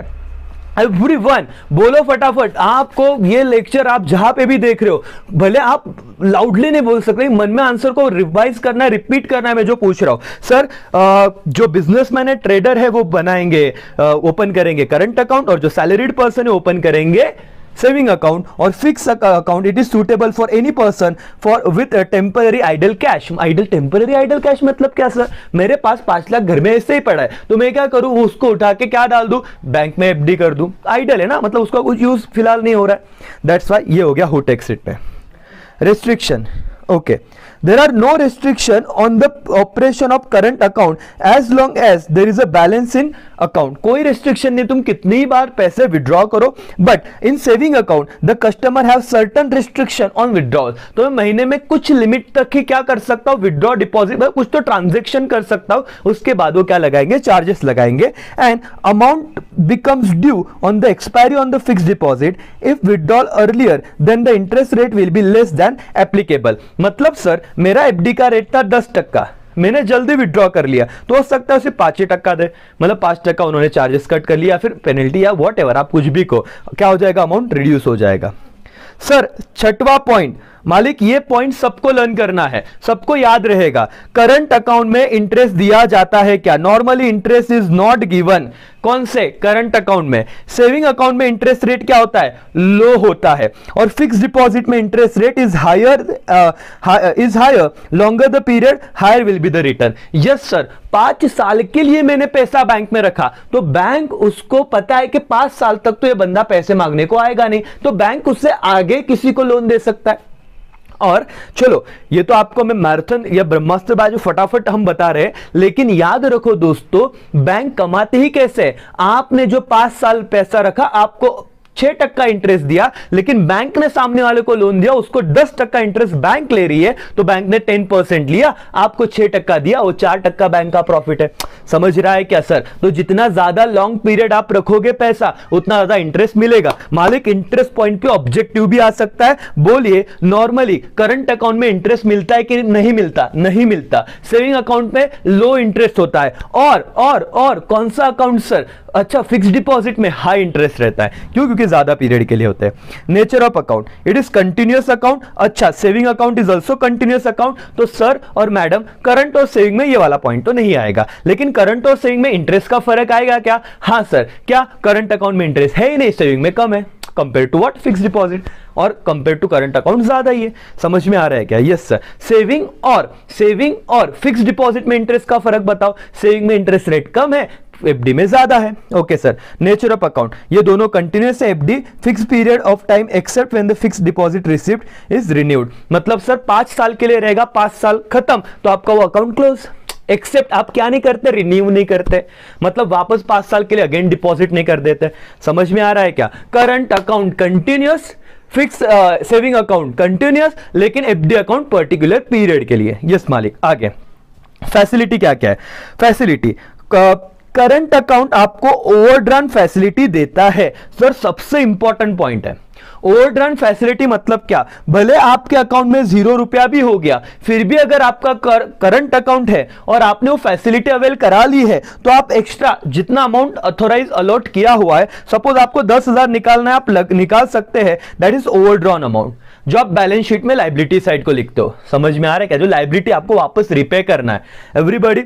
और सेविंग अकाउंट में no overdraft facility is given. True और फॉल्स? सेविंग अकाउंट को ओवरड्राफ्ट फैसिलिटी दिया जाता है, सेविंग अकाउंट होल्डर को।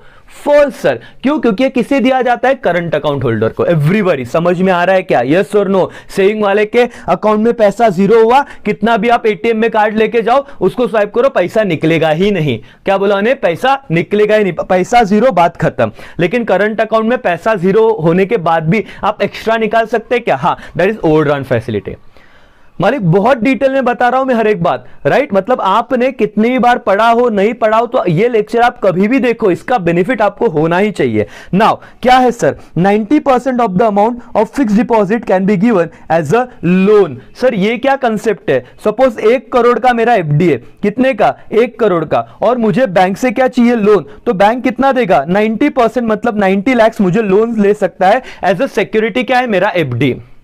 समझ? आप बोलते हैं ना कि चार्ज क्रिएट किया, गिरवी रखो कुछ, तो मेरा ही 1 करोड़ बैंक के पास पड़ा है। सर ये आप बोलोगे सर अपना ही पैसा है तो वो निकाल लो ना, नहीं, कुछ एडजस्टमेंट रहते हैं। अब आप सिर्फ ध्यान दो कि 90% तक लोन बैंक दे सकता है, राइट? आगे जब वक्त आएंगे तब आपको हम बता देंगे।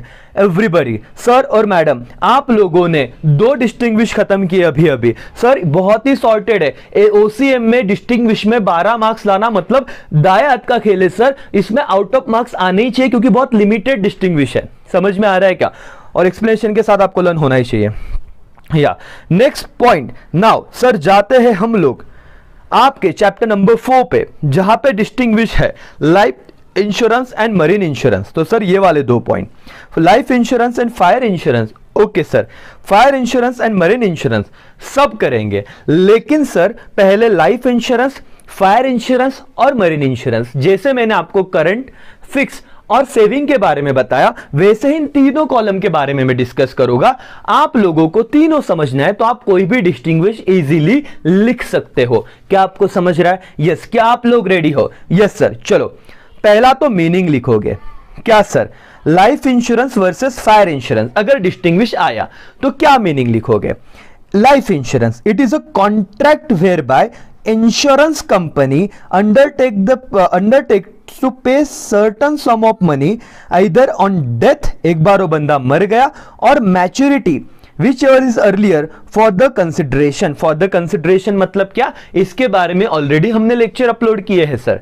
इंश्योरर मतलब कौन, इंश्योर्ड पार्टी मतलब कौन, ये सब बताया हुआ है। प्रीमियम मतलब क्या, क्लेम मतलब क्या सर? प्रीमियम मतलब जो आप इंस्टॉलमेंट में जो पैसा दे रहे हो, क्लेम मतलब वो पर्टिकुलर इवेंट हो, आपने क्लेम आपका क्या किया, मतलब आपने क्लेम मांगा कि भाई हमारे पैसे दे दो, राइट सर? तो यहां पे on the event of death और मैच्योरिटी जो भी पीरियड होगा, विच एवर इज अर्लियर, आप लोग क्या करोगे? जो आपने प्रीमियम भरा है उसके बदले में पैसा मांगोगे, लाइफ इंश्योरेंस की केस में। फायर इंश्योरेंस मीनिंग समझते हैं।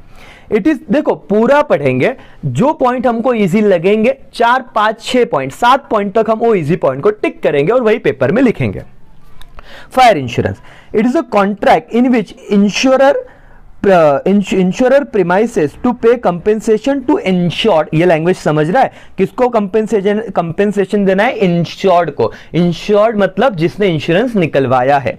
If something something happen to the subject matter due to fire on related event. मतलब सर मैंने क्या किया, फायर इंश्योरेंस निकाला था, राइट, एक पर्टिकुलर चीज पे, जैसे कि हमारे क्लासेस के बेंचेस का, और क्या हुआ, शॉर्ट सर्किट की वजह से आग लग गई और बेंचेस जल गए। तो सब्जेक्ट मैटर क्या था, बेंचेस, उसका जितना भी प्राइस होगा वो मुझे कंपनी दे देगी करके।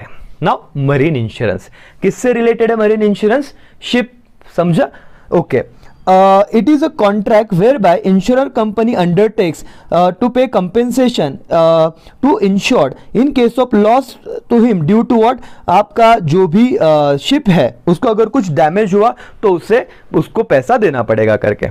पॉलिसी टेकन बाय, कौन सा है सर, पहले हेडिंग याद रखना सर, पहला कौन सा है लाइफ, फिर कौन सा है फायर, फिर कौन सा है marine. Policy taken by, it can be taken bye an individual for his own life और फॉर हिज फैमिली मेंबर। तो सर क्या लाइफ इंश्योरेंस मैं मेरे लिए ले सकता हूं, हाँ। मैं मेरे मम्मी पापा के लिए ले सकता हूं, हाँ। उसका प्रीमियम क्या मैं भर सकता हूं, हाँ, हो सकता है। तो it can be taken bye, इसको मैं बहुत शांति से पढ़ाऊंगा, आपको अगर धीरे लग रहा है तो आप स्पीड बढ़ा सकते हो, लेकिन मुझे ये पॉइंट समझाना ही है। ये लेक्चर देखने के बाद मतलब 12 मार्क्स का एश्योरेंस है तो मिलने ही चाहिए मालिक, और एक डिस्टिंग्विश तो आएगा ही आएगा। Life insurance, policy taken by, main point क्या है, policy taken by, it can be taken by individual for his own life और for his family member, done. Fire insurance पे आओ, it can be taken by individual for their properties और by businessman for their goods, properties and business liability. तो sir क्या है कि यहां पे लाइफ के लिए तो बंदा खुद के और खुद के मेंबर्स की लाइफ का पॉलिसी लेगा, और फायर के लिए बट ऑब्वियस है वो क्या होगा, इंडिविजुअल अपनी प्रॉपर्टी के लिए फायर इंश्योरेंस निकलवा सकता है, या बिजनेसमैन अपने असेट्स के लिए, गुड्स के लिए, या बिजनेस लाइबिलिटी के लिए फायर इंश्योरेंस निकलवा सकता है। समझ रहा है क्या, लाइफ में खुद का लाइफ, फैमिली का लाइफ, फायर इंश्योरेंस में खुद का प्रॉपर्टी या फिर बिजनेस में है तो गुड्स, लाइबिलिटी एंड प्रॉपर्टीज। लेकिन मरीन इंश्योरेंस क्या, it can be taken bye exporter, importer and shipping companies, क्योंकि ये शिप से रिलेटेड है, वॉयस से रिलेटेड है, बराबर कि नहीं, यस और नो, यस सर। तो सर अभी हमको बताओ ना, डिफरेंस बिटवीन आया fire insurance and marine insurance, क्या हमको पॉलिसी टेकन बाय का पॉइंट लिखते आएगा क्या, हाँ। फायर इंश्योरेंस का लिखो क्या, it can be taken by individual for their property और by businessman for their what, goods, property and business liability. लेकिन जब ये पॉइंट आएगा कि मरीन इंश्योरेंस क्या, तो वो कौन करता है, एक्सपोर्टर, इंपोर्टर और शिपिंग, खत्म। डिफरेंस आप कोई भी लिखोगे, अगर ये टेबल कर लिया, ये टेबल शांति से किया तो सारी चीजें सॉर्टेड है। सब्जेक्ट मैटर क्या है सर, एकदम शांति से, 1 मार्क्स चाहिए ना, 1 मार्क्स। सब्जेक्ट मैटर अब तक ध्यान नहीं दिया, नहीं समझा, ये वाला पॉइंट समझो। सब्जेक्ट मैटर, लाइफ इंश्योरेंस में सब्जेक्ट मैटर क्या है, इन life insurance underline the life of the insured is the subject matter. Everybody, सब यहां पे देखो, इन लाइफ इंश्योरेंस सब्जेक्ट मैटर मतलब क्या सर, और मैंने ये भी समझाया था रेगुलर लेक्चर में जो अपलोडेड भी है अपने चैनल पे। Subject matter in life insurance, life मेरा क्या है, सब्जेक्ट मैटर है, बट फायर इंश्योरेंस में द गुड्स और asset of the property of insured is the subject matter.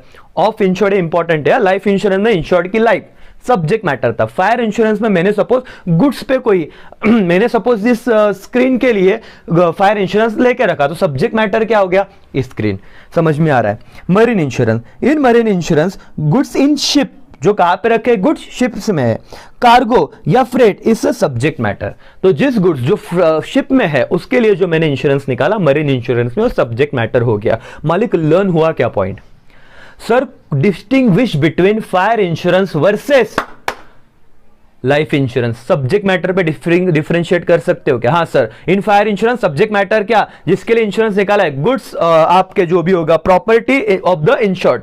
लेकिन लाइफ इंश्योरेंस में लाइफ ऑफ द इंश्योर्ड, खत्म, 1 marks done. Sir distinguish between life insurance and marine insurance, subject matter क्या, in life insurance subject matter क्या, insured का life, in marine insurance subject matter क्या, goods जो ship में रखा है, कार्गो में रखा है।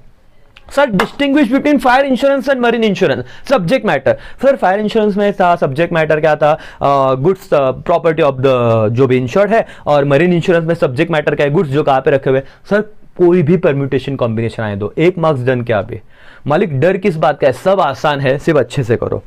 इंश्योरेबल इंटरेस्ट होना चाहिए कि नहीं, मैंने आपको पहले ही बताया था, इंश्योरेंस निकालने के लिए प्रिंसिपल ऑफ इंश्योरेंस में इंश्योरेबल इंटरेस्ट पॉइंट है। Life insurance, it must exist at the time of contract, जब कॉन्ट्रैक्ट कर रहे उस वक्त इंश्योरेबल इंटरेस्ट होना चाहिए. Again fire insurance, it must exist at the time of contract and also eight the time of loss. मतलब sir ये point समझा नहीं और समझेगा नहीं तो लर्न नहीं होगा. लाइफ इंश्योरेंस में only eight the time of contract था. फायर इंश्योरेंस में सर सपोज मैंने ये स्क्रीन पहले खरीदा, इस पे फायर इंश्योरेंस निकाला, तब तक ओनरशिप किसकी थी? इंश्योरेबल इंटरेस्ट था कि नहीं? हाँ था.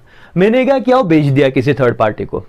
अब मेरा ओनरशिप ही नहीं रहा, इंश्योरेबल इंटरेस्ट ही नहीं रहा. तो समझ में आ रहा है क्या? तो it must exit eight the time of contract and also eight the time of loss.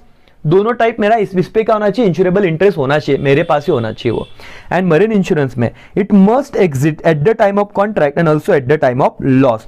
तो सर और मैडम, इंश्योरेबल इंटरेस्ट का मुद्दा कब आएगा? जब distinguish between life insurance and fire insurance आएगा तो आप लिख सकते हो. जब distinguish between life insurance and marine insurance आएगा तो आप लिख सकते हो. क्यों सर? क्योंकि दोनों में डिफर कर रहा है, लेकिन मरीन और फायर में नहीं लिखो क्योंकि यहां पे सेम ही है. समझ रहा है क्या कैसे पढ़ना है इस चार्ट को? Yes sir. Tenure, time period मतलब क्या है? Fire insurance, life insurance, the policy can be issued for any number of year even until the death of the assured. yes sir, ये डिपेंड करता है कि पॉलिसी का nature क्या है. n नंबर ऑफ ईयर, जब तक डेथ होती तब तक भी हो सकता है. Fire insurance, it is generally for short period of time like 1 year. Underline करो. Differentiate between life insurance and fire insurance. Main sub heading क्या है सर? टेन्योर. यहां पे मरने तक हो सकता है, लेकिन फायर इंश्योरेंस में एक स्पेसिफिक टेन्योर होता है, जनरली शॉर्ट पीरियड होता है. अब कितना? 1 साल. Marine insurance, it is generally for short period on May range for 1 month to 1 year. मतलब 1 महीने का भी हो सकता है, आपका 4 महीने का भी हो सकता है, लेकिन 1 साल तक ही रहेगा. तो आप लिख सकते हो like 1 year short run period, और यहां पे आप लिख सकते हो कि 1 month to 1 year, कोई भी पॉइंट रहेगा. कंपेंसेशन मालिक, कंपेंसेशन मतलब अगर अभी आपको कैसे कुछ रिवॉर्ड मिलेगा कि नहीं. It is paid either to death और maturity whichever is earlier. मेरे मरने के बाद या मैच्योरिटी हो गई, 60 साल तक मेरे होगा तब तक मेरे को प्रीमियम भरना था. मैं 60 साल का हो गया, मैं मरा ही नहीं, तो पैसे मुझे मिलेंगे. क्या sir? On the maturity.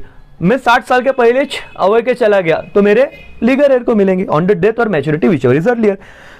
Fire insurance में मुझे बताओ कब मिलेगा compensation? It is paid only if there is a loss due to fire during the term of the policy. During the term of the policy. Sir मैंने इस screen का 1 साल का फायर इंश्योरेंस निकाला, क्या जला नहीं तो इंश्योरेंस मिलेगा क्या? पैसा नहीं मिलेगा सर. और सर 1 साल खत्म हो गया, मैंने पॉलिसी रिन्यूविश नहीं किया, मिलेगा क्या? नहीं मिलेगा सर. तो जब तक पॉलिसी है उसके बीच अगर ये जला तो मुझे फायर इंश्योरेंस का जो भी क्लेम है वो मुझे मिलेगा करके. Marine insurance, it is paid only if there is a loss during the event और during the term of the policy. तो जब अगर कोई ऐसा हादसा हो गया, जैसे मैंने मरीन इंश्योरेंस आपको बताया था, कभी कभी शिप अपने पोर्ट पे होती है और अगर मैंने वो वाला इंश्योरेंस निकाला पर्टिकुलर पोर्ट पे रहने के बाद भी अगर कुछ नुकसान होता है तो मुझे भर के दिया जाता है. तीनों केसेस में आपको बताया, लाइफ में डेथ और maturity whichever is earlier. Compensation बताओ किसका? फायर इंश्योरेंस का. जब अगर मेरा वो इवेंट होता है, मिस हैपनिंग होता है, जब तक वो टर्म है 1 साल का, राइट? रिन्यू करा लिया तो कंटिन्यू होगा, लेकिन अगर इंश्योरेंस मैंने रिन्यू नहीं कराया, टर्म खत्म हो गया, बाद में आग लगी, नहीं मिलेगा. और वैसे ही मरीन इंश्योरेंस का भी है. मालिक समझ रहा है क्या? यस और नो? हर एक पॉइंट शांति से समझो. ऐसे भी सबसे डिफिकल्ट अगर बच्चों को डिस्टिंग्विश जा रहे तो यही 3 जा रहे, इसलिए मैं बहुत सॉर्टेड तीनों को साथ में लेके अभी आपको बता रहा हूं. तो शांति से सुनो, लिखो, कुछ भी करो, लेकिन एक यही पे खत्म होना चाहिए. Principal of indemnity. इंडेमनिटी मतलब क्या? नुकसान का भरपाई करा के देंगे. लाइफ इंश्योरेंस में it is not possible as the human life can not be valued in term of money for the calculating the actual loss. मालिक, principle of indemnity not applicable in life insurance. True और false? आधी जनता अभी भी confuse है मैंने पढ़ने के बाद.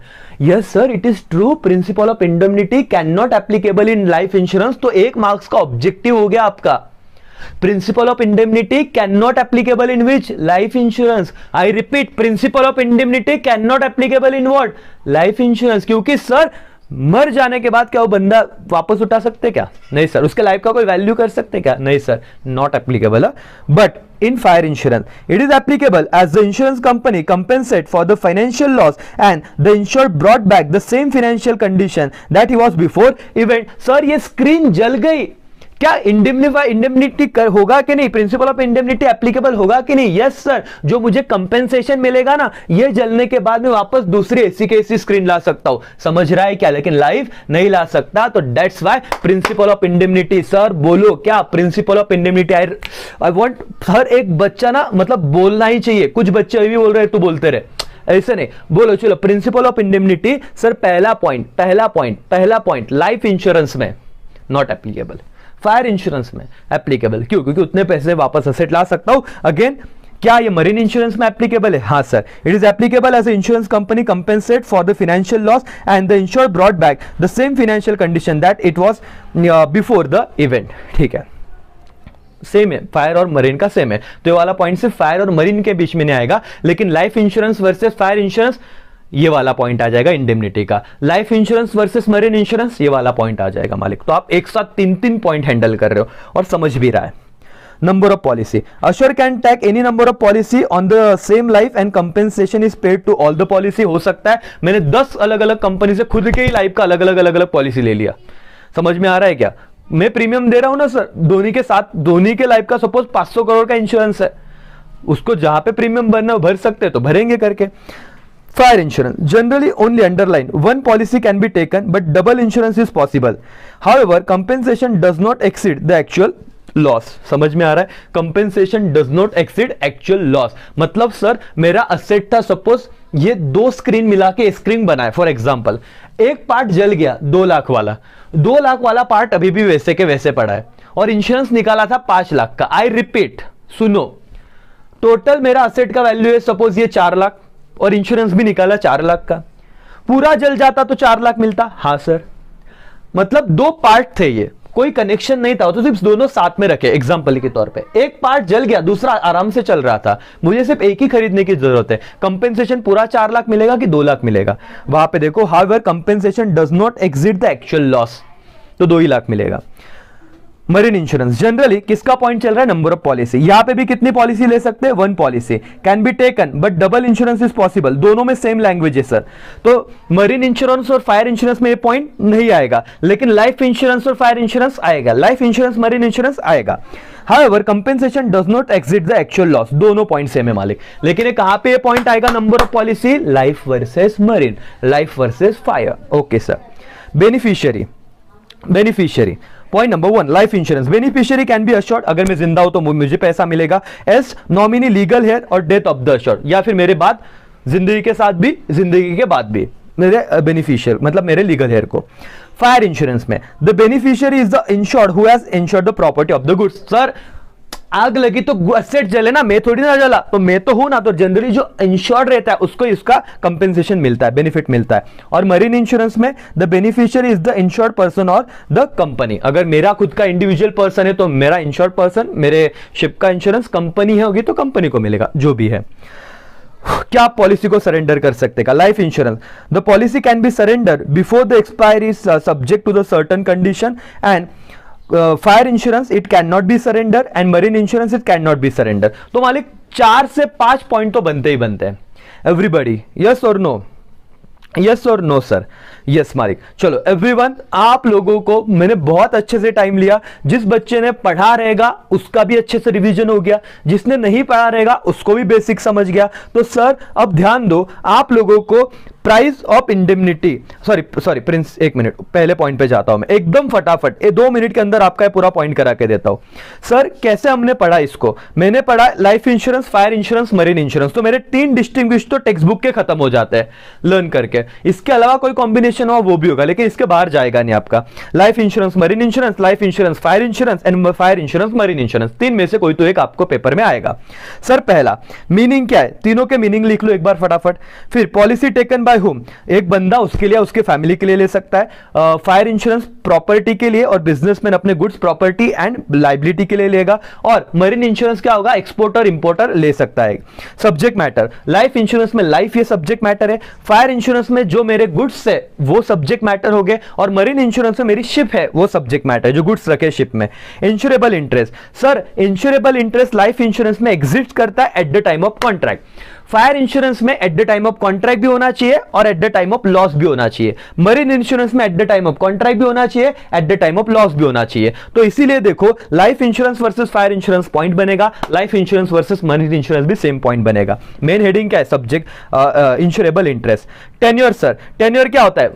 जब तक है जान, मतलब डेथ तक हो सकता है। यहां पे जनरली 1 ईयर का टेन्योर है। कहां पे? फायर इंश्योरेंस में। और मरीन इंश्योरेंस में 1 मंथ टू 1 ईयर का टेन्योर रह सकता है करके। समझ में आया क्या टेन्योर? Yes sir. मालिक compensation, compensation it is paid even on the death और maturity whichever is earlier. लेकिन कंपेंसेशन फायर और मरीन इंश्योरेंस में कब दिया जाएगा? जब एक्चुअल लॉस होगा, जब मेरी पॉलिसी एक्टिव है तब। एवरीबॉडी कंपेंसेशन समझा क्या? लॉस होने के बाद मिलने वाला पैसा। दोस्तों बिल्कुल कंफ्यूज मत हो, ये लेक्चर दिल से देख रहे हो, जिसको सच में शिद्दत से देखना है उसने पूरा देखा। और देखो दोनों पॉइंट 5 और 6, life insurance, money insurance, life insurance, fire insurance, यही डिस्टिंग्विश भी आने वाला है इन दोनों में से। ये चार्ट जिसने कर लिया उसका कोई 4 मार्क्स छीन नहीं सकता सर, कोई नहीं छीन सकता। ओके चलो, क्या पॉइंट है? Principal of indemnity. Principal of indemnity not applicable in case of life insurance, दोनों केस में एप्लीकेबल है। नंबर ऑफ पॉलिसी, यहां पे मैं एक ही पॉलिसी, यहां पे लाइफ इंश्योरेंस में मोर देन 1 पॉलिसी भी ले सकता हूं, लेकिन फायर और मनी इंश्योरेंस में ओनली 1 पॉलिसी, लेकिन वो डबल बेनिफिट की हुई तो चले सकता है sir. Double insurance is possible and दोनों केस में सेम है। बेनिफिशियरी, यहां पे मैं रह सकता हूं, अगर जिंदा हो तो, नहीं रहा तो नहीं, लेकिन बाकी दोनों केस में इंश्योर्ड पार्टी को पैसा मिलता है। पॉलिसी सरेंडर आप कर सकते हो क्या? फायर इंश्योरेंस और मरीन इंश्योरेंस में you can not surrender your policy, life insurance में you can surrender your policy before the expiry. Okay sir, done. क्या सर? बहुत बड़ा डिस्टिंग्विश खत्म कर दिया मालिक, बहुत ज्यादा टाइम भी लिया, लेकिन ये टाइम रिक्वायर्ड था, जरूरी था। Okay sir, bonded warehouse versus duty paid warehouse, सारे दुनिया के बोलते हैं ना कि सबसे बड़ा वीक पॉइंट। मैंने अपने चैनल पे जो क्विज लिया, जो हर बार मैं एमसीक्यूज डाल रहा हूं, अगर आप कनेक्टेड है तो बहुत अच्छी बात है, नहीं है तो हो जाइए, लिंक दिया है डिस्क्रिप्शन में। दोस्तों इतने बच्चे कंफ्यूज है, आई डोंट नो व्हाई। और ये अगर कोई आंसर देख रहा है तो उसका कौन सा क्वेश्चन हो रहा है पता है? टाइप्स ऑफ आपका वेयरहाउस। तो ध्यान से देखिएगा, आप अगर अभी थक चुके हो देख के ब्रेक लो, लेकिन लेक्चर पूरा एक बार बैठ गए तो देख के उठना है। पानी वानी पी लो, वापस लेक्चर देखो, पूरा आपको समझेगा, गारंटी मेरी। 12 में से 12 मार्क्स लाने सर, बात खत्म। हम लोग 4 दिन 5 दिन लगा देते डिस्टिंग्विश करने, कोई अगर 2 घंटे में करवाया तो क्यों नहीं करना है। सारे दोस्तों को शेयर करो अगर आपको लग रहा है कि बेनिफिट हो रहा है। सर सबको बेनिफिट होना है, तो मैं चाहता हूं कि अगर मैं मेहनत कुछ कर रहा हूं तो मैक्सिमम बच्चों तक पहुंचे। यस मालिक। चलो, bonded warehouse versus duty paid warehouse, पहले तो कंसेप्ट समझो सर। मैं जो बोल रहा हूं अभी अपनी आंखें बंद करो और शांति से सुनो। सर आंखें सबकी बंद होनी चाहिए, सुनो सिर्फ मेरी, वो कंसेप्ट एक बार क्लियर हुआ ना तो सब समझ जाएगा। सर 2 टर्म होते हैं, एक इंपोर्टर, इंपोर्टर मतलब क्या? जो इंडिया के बाहर से, मतलब बाहर की कंट्री से इंडिया में गुड्स ला रहा है। अब मैं गुड्स लेके आया, और याद रखो दोस्तों, हमारे जितने भी समंदर के रास्ते से गुड्स आ रहे हैं या बाहर के कंट्री से कोई भी वे से गुड्स आ रहा है, एक अथॉरिटी रहती है, हम लोग टैक्स चार्ज करते हैं, custom duty, and there are so many other taxes also.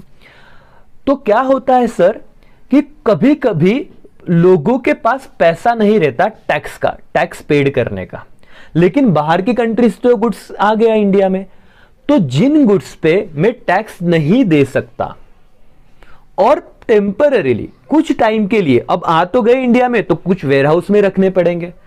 Tax दिया है क्या? नहीं दिया, टैक्स देने के पैसे ही नहीं थे। तो मैंने क्या किया, जिस गुड्स को मैंने इंपोर्ट किया लेकिन मैं टैक्स नहीं दे पाया, उस गुड्स को मैं कौन से वेयरहाउस में रखूंगा? बॉन्डेड वेयरहाउस में। कंसेप्ट क्लियर है क्या? जिस पे टैक्स नहीं पेड किया है। और ड्यूटी पेड वेयरहाउस तो but obvious, duty paid, tax paid कर दिया, टैक्स पेड कर दिया, लेकिन सर मेरे को ना इतने सारे गुड्स थे कि मेरा जो ट्रांसपोर्टर था लॉकडाउन लगने की वजह से वो आया नहीं। अब ड्यूटी तो पेड कर दिए, लेकिन मेरे कुछ रीजन ऐसे थे, मेरे मतलब मेरे पर्सनल रीजन या हमारे इंडिया के कुछ रीजन की वजह से मैं नहीं लेके जा पाया। तो ड्यूटी भले पेड कर दी, तो वो कहां पे रखेंगे? ड्यूटी पेड वेयरहाउस में। मालिक तो एकदम शॉर्ट में, जिस पे टैक्स नहीं दिया बॉन्डेड वेयरहाउस, जिस पे टैक्स दिया ड्यूटी पेड वेयरहाउस। मीनिंग समझते हैं चलो। in this warehouse where imported goods, समझ रहा है इंपोर्टेड का मतलब, on which duty is not paid are stored। To the point answer लिखना है सर, कुछ भी मत फेंकना, सब लर्न होगा, मेरे साथ ही करो। मीनिंग और हेडिंग भी लिखना है आपको। बॉन्डेड वेयर हाउस कौन सा sir? In it is the warehouse where imported goods on which duty is not paid are stored, and duty paid warehouse, it is the warehouse where the imported goods on which duty is already paid are stored. Supervision, they are licensed by the government, कौन सा sir? Bonded warehouse, and work under the control of custom authority, underline करना sir, कौन सी authority? Custom authority. Duty paid warehouse, this warehouse are not supervised by the custom authority, there are public warehouse available to all important. तो sir supervision कौन सा warehouse under the custom authority के supervision में होता है? Bonded warehouse, duty paid नहीं होता करके। Delivery, the goods are said to be held in bond, they can be withdrawn only with the consent of custom authority after payment of custom duty। Story base सुनो sir, मैंने duty paid नहीं किया था तो उन्होंने bonded warehouse में वो goods को रख दिया, तो अब सर डिलीवरी कब होगा? Sir goods are said to be held in bond, मतलब वो एक बॉन्ड बना लेते हैं sir, they can be withdraw only with the what? Consent of, consent मतलब परमिशन, किसकी परमिशन से सर? कस्टम अथॉरिटी के परमिशन से, टैक्स पेड करने के बाद ही बॉन्डेड वेयर हाउस से गुड्स बाहर आएंगे। लेकिन sir duty paid warehouse में okay, delivery of goods can be obtain after the payment of rent of the warehouse. मालिक, दोस्तों, भाइयों और बहनों, मैंने ड्यूटी पेड में तो टैक्स पेड करके गुड्स रखे थे ना, लेकिन गुड्स रखे तो चार्जेस देने पड़ेंगे, रेंट वगैरह। तो सर बॉन्डेड में टैक्स दिया नहीं था, इसलिए टैक्स देने के बाद, कस्टम अथॉरिटी के परमिशन के बाद गुड्स आएंगे बाहर। लेकिन कहां पे सर? ड्यूटी पेड में रेंट वगैरह देने के बाद गुड्स डिलीवर हो गए। पर्पस क्या है बॉन्डेड वेयर हाउस का? The warehouse are useful for importer who are not able to pay the entire custom duty at the time of arrival of goods। जो मैंने कंसेप्ट आपको समझाया, आपने शांति से सुना होगा। इंपोर्ट किया, पैसा था नहीं, कस्टम ड्यूटी पेड नहीं की, तो मैं कहां पे रखूंगा? Bonded warehouse. They can pay duty in installment and withdraw the goods proportionately. और मालिक बहुत डिटेल में मैंने मेन कंसेप्ट आपको बताया था रेगुलर लेक्चर में कि सर अमूल कासार के 5 करोड़ के गुड्स आए जिसपे टैक्स था 5 लाख रुपए, टैक्स न देने की वजह से कौन से वेयर हाउस में गुड्स जाएंगे? Bonded warehouse. लेकिन सर 1-1 लाख रुपए में देके प्रोपोर्शनेट गुड्स लेके जा सकता हूं क्या? 1-1 करोड़ का? हाँ, लेके जा सकते हो आप। इंस्टॉलमेंट में पैसा दो और विड्रॉ करो प्रोपोर्शनेटली। एवरीबॉडी बधाने समझे छे? यस और no? Yes sir.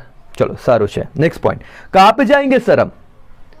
Next point क्या है आपला sir? Duty paid, if the importer is not able to transport the goods after the payment of duty. Payment तो कर दिया सर, ड्यूटी भी दे दिया, लेकिन मैंने क्या नहीं किया सर? पैसे मतलब मैं ट्रांसपोर्ट नहीं कर पाया। He can store the goods in such a warehouse, this warehouse are more helpful to the businessman who are re export the goods. मतलब क्या सर? जिसने श्रीलंका से गुड्स मंगाया और वियतनाम को भेज देना है, तो मैंने श्रीलंका से गुड्स मंगाया, प्रोसेसिंग किया ड्यूटी पेड वेयर हाउस में और वियतनाम को भेज दिया, री एक्सपोर्ट कहते हैं उसको। ओके मालिक। सर और मैडम यहां पे गिन के कितने पॉइंट है? 4। अब बॉन्डेड और ड्यूटी पेड में अगर आ गया क्या सर? देखो टेक्स्ट बुक का सवाल है, अगर आपको एग्जाम में आ ही गया तो क्या वहां पे 4 में से 3 ही लिखने? मतलब 4 में से हमको 3 लिखने, हमको 1 छोड़ना रहता, हमको 1 आता है। मतलब आयरनी तो ये कि सर हमको 1 ही चाहता, 3 नहीं आते। अब फिर लग जाते ना एग्जाम प्रेशर। लेकिन अब अगर आप पूरा लेक्चर शांति से देख रहे हो, देखो मैं पूरे डिटेल में बता रहा हूं। मैराथन जैसा फास्ट जैसा मुझे बताना होता, फटाफट बताता, लेकिन सर सब बाउंसर जाता। क्यों? एक बार करो, जिसने किया है वो भी बंदे देखो, लेकिन फटाफट खत्म करो। ऐसे ही 1.5 की स्पीड पे आप देख रहे होगे। Meaning, supervision, delivery and purpose. 4 point है, बोलो।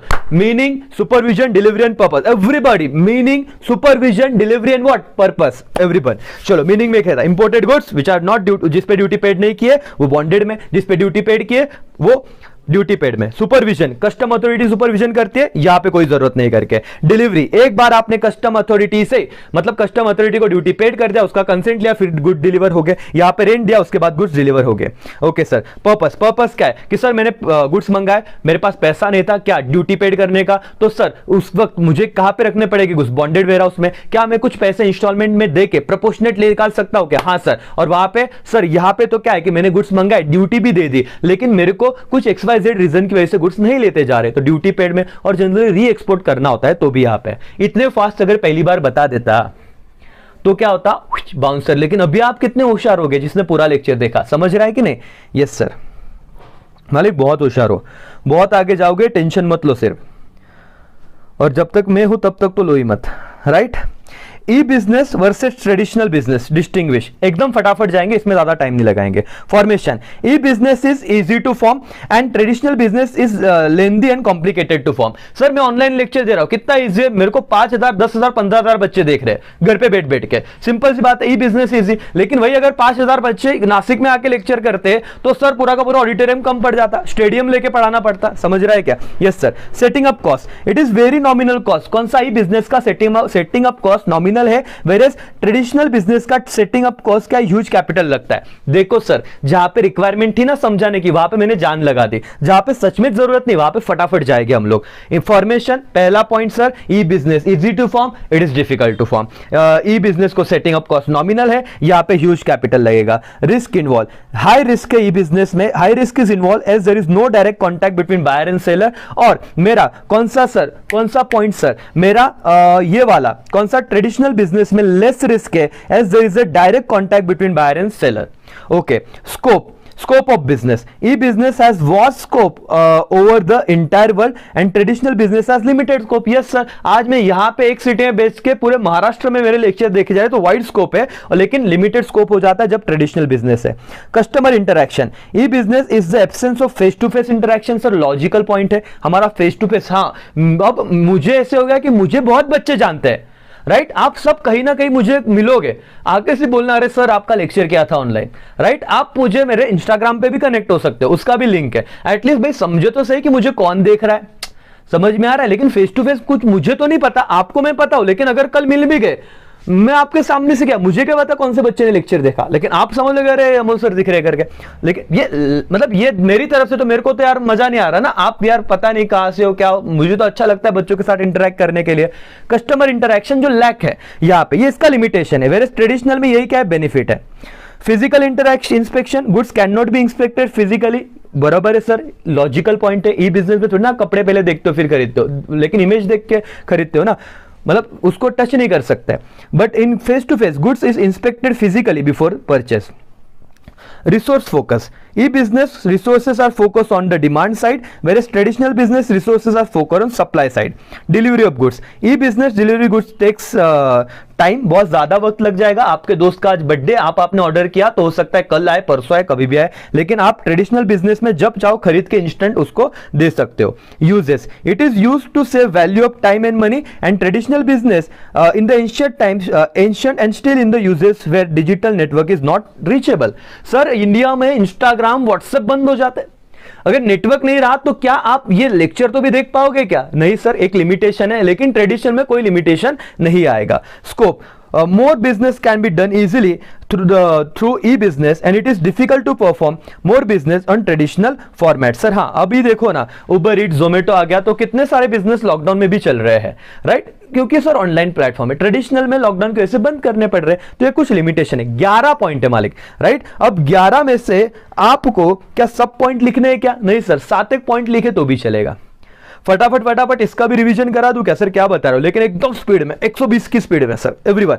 ई business formation easy difficult, setting up cost ज्यादा कॉस्ट कम, रिस्क इन्वॉल्व, ई बिजनेस में ज्यादा रिस्क, इसमें कम रिस्क। स्कोप सर, इसका स्कोप वास्ट है, इसका स्कोप, इसका मतलब इस साइड से बोल रहा हूं तो समझ लेना, ट्रेडिशनल का स्कोप कम है करके। कस्टमर इंटरेक्शन, यहां पे फेस टू फेस इंटरेक्शन नहीं है, यहां पे है। फिजिकल इंस्पेक्शन नहीं कर सकते, कर सकते हैं। Resource focus sir demand side को करता है, ये सप्लाई साइड को करता है, ये मतलब समझ रहा है ना, ये मतलब कौन सा, ई बिजनेस, ये मतलब traditional business. Very good. Delivery of goods, time लगेगा, टाइम नहीं लगेगा।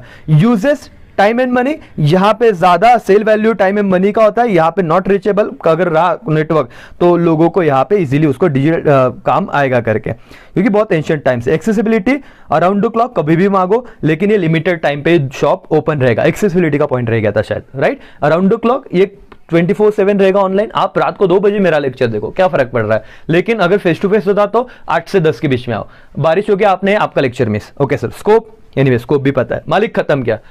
सर समझ रहा है क्या एवरीवन? देखो मैं तो लेक्चर रिकॉर्ड करूंगा, मेरे को 10-10 घंटे में पढ़ा सकता हूं, आपका कैपेसिटी है एक लेक्चर समझा, रिवाइज किया, लर्न करो, लिख लो, खत्म करो इसको।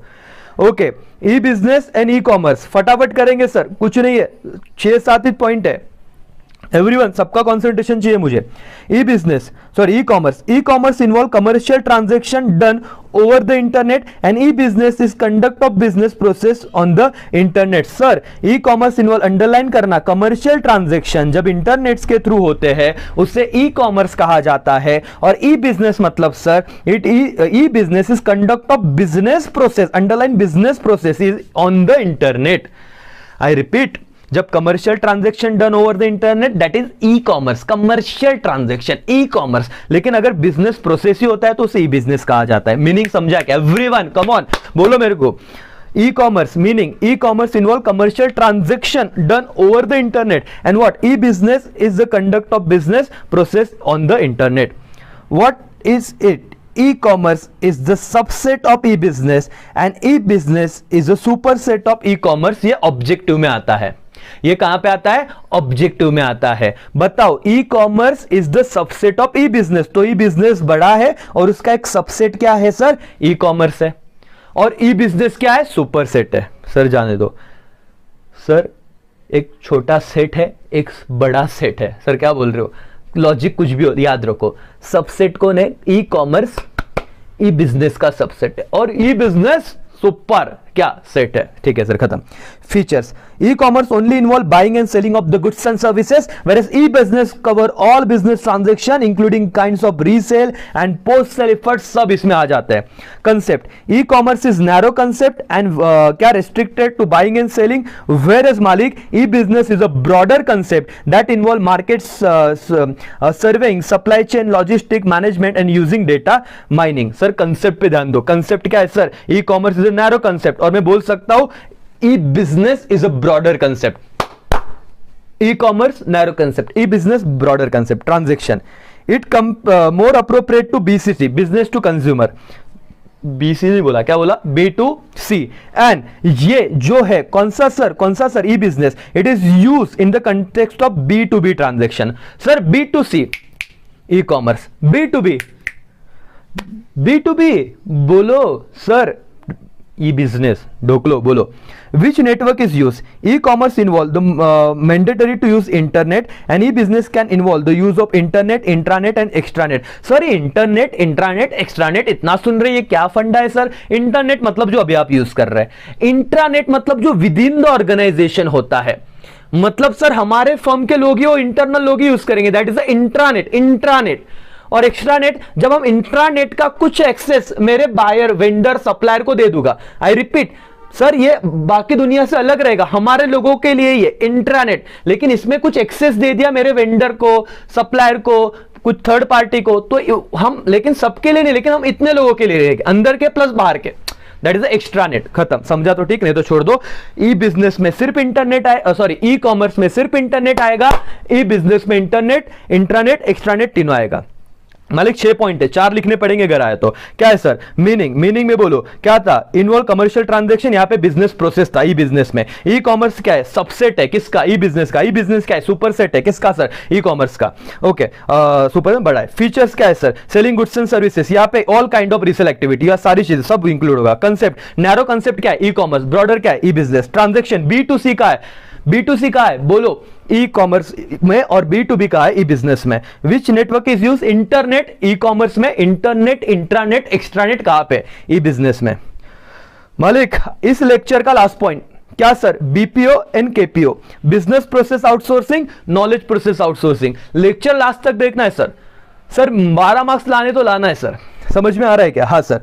Meaning, BPO, business process outsourcing, refers to the outsourcing of non-primarily activity of the organization to external organization to minimize the cost and increase efficiency। Sir अपने वर्ड में लिखा तो भी चलेगा वाला पॉइंट। क्या सर? बीपीओ में क्या होता है? नॉन प्राइमरीली एक्टिविटी को, आपका जो नॉन कोर एक्टिविटी उसी को दूसरे मेन जो एक्सपर्ट है उनको आउटसोर्स कर दिया जाता है ताकि मिनिमम कॉस्ट लगे। और sir KPO is a kind of outsourcing where function related to knowledge and information are outsource to third party service provider. Sir knowledge से रिलेटेड जो भी इंफॉर्मेशन है, राइट, वो आउटसोर्स किया जाता है third party. Knowledge process outsourcing, simple सी बात है। Degree of complexity, sir BPO क्या है? लेस कॉम्प्लेक्स है, और केपीओ क्या है? ज्यादा। KPO is a complex process है, कॉम्प्लेक्सिटी ज्यादा है। Requirement, BPO require process expertise, KPO require knowledge expertise. I repeat, चलो एवरीवन, ये 2 पॉइंट तो होने ही चाहिए मालिक। सबका ध्यान दो, मोटिवेट रहो। 2 लोग आप हो सर, कुछ बच्चे अभी ढीले पड़ गए, लेक्चर पूरा देखना है, 4 मार्क्स, अरे 12 चाहिए कि नहीं, साल भर कुछ नहीं किया, अभी तो करो, ढोकलो। चलो ध्यान दो, इतना मेहनत ले रहे सर, क्या कर रहे हैं आप लोग। चलो, degree of complexity, BPO is a less complex and KPO is a what, high complex. Requirement, BPO require process knowledge expertise and KPO require knowledge expertise. Sir चलो फटाफट एवरीवन ध्यान दो। टैलेंट रिक्वायर सर, बीपीओ में क्या है, BPO require good communication skill, KPO require qualification, professional qualified employ. Underline sir, talent required in employ sir, communication skill रहेगा कहां पे मालिक, कम्युनिकेशन स्किल रहेगा कहां पे सर, बीपीओ में। और प्रोफेशनल क्वालिफाइड एम्प्लॉय कहां पे रखेंगे, केपीओ में। Focus on BPO, focus on low level process, KPO focus on high level process. Everyone done क्या, एवरीबॉडी लर्न हुआ कि नहीं, बीपीओ केपीओ। इसमें कभी भी आपको दिक्कत आएंगी क्या, नहीं आएंगी सर, आनी नहीं चाहिए, आनी नहीं चाहिए, ध्यान दो। चलो फटाफट देख लेते हैं। मीनिंग आउटसोर्सिंग क्या सर, नॉन कोर एक्टिविटी। यहां पे क्या, knowledge based sir. Complexity, BPO में कॉम्प्लेक्सिटी लेस, केपीओ में कॉम्प्लेक्सिटी ज्यादा। Requirement, BPO require process expertise, KPO require knowledge expertise. Sir employ की बात, सर इंप्लॉय को कम्युनिकेशन स्किल चाहिए बीपीओ में, यहाँ पे प्रोफेशनल क्वालिफाइड पर्सन चाहिए। Focus on, BPO low level पे फोकस करेगा, केपीओ हाई लेवल पे फोकस करेगा। इसके बाद क्या बताया, लर्न, डन, डस्टेड, खत्म सर, मालिक खत्म सर। 12 मार्क्स के बहुत करीब जा रहे, जेब में आ रहे, कॉन्फिडेंस बढ़ रहा, सब बढ़ेगा। Chapter number 6 no distinguish, chapter number 6 वो responsibility towards dash dash dash dash dash. Yes sir, chapter number 6 no distinguish. Yes sir, आगे जाते हैं सर। अभी ना यहाँ पे जो डिस्टिंग्विश है, स्टेट कमीशन, नेशनल कमीशन वगैरह, ये हम करेंगे पार्ट 2 में। पार्ट 1 आपका अच्छे से हुआ होगा दोस्तों। आपके लाइक्स, आपके कमेंट हमको मोटिवेट करते हैं, आप शेयर करोगे तो दूसरों को मोटिवेट करेंगे। तो दोस्तों हेल्प करते रहो सबकी, ठीक है, पढ़ते रहो, सब आसान है। हर महाराष्ट्र के बच्चे तक ये वीडियो जाना चाहिए, ये उम्मीद में रखता हूं, और आप वो कर दोगे करके, क्योंकि सबको बेनिफिट हो, यही पर्पज है, तो इतनी मेहनत ले रहे। बाकी आप तो खत्म कर दोगे, उतना पता है, भरोसा है आप पे, राइट। सेकंड पार्ट आएगा, और पहले 2 पार्ट कर लिए सर, लाइफ में 12 मार्क्स हमसे कोई नहीं छीन सकता, ठीक है। चलो मिलते हैं नेक्स्ट लेक्चर में दोस्तों, तब तक के लिए बाय बाय, टेक केयर, जय हिंद, जय भारत।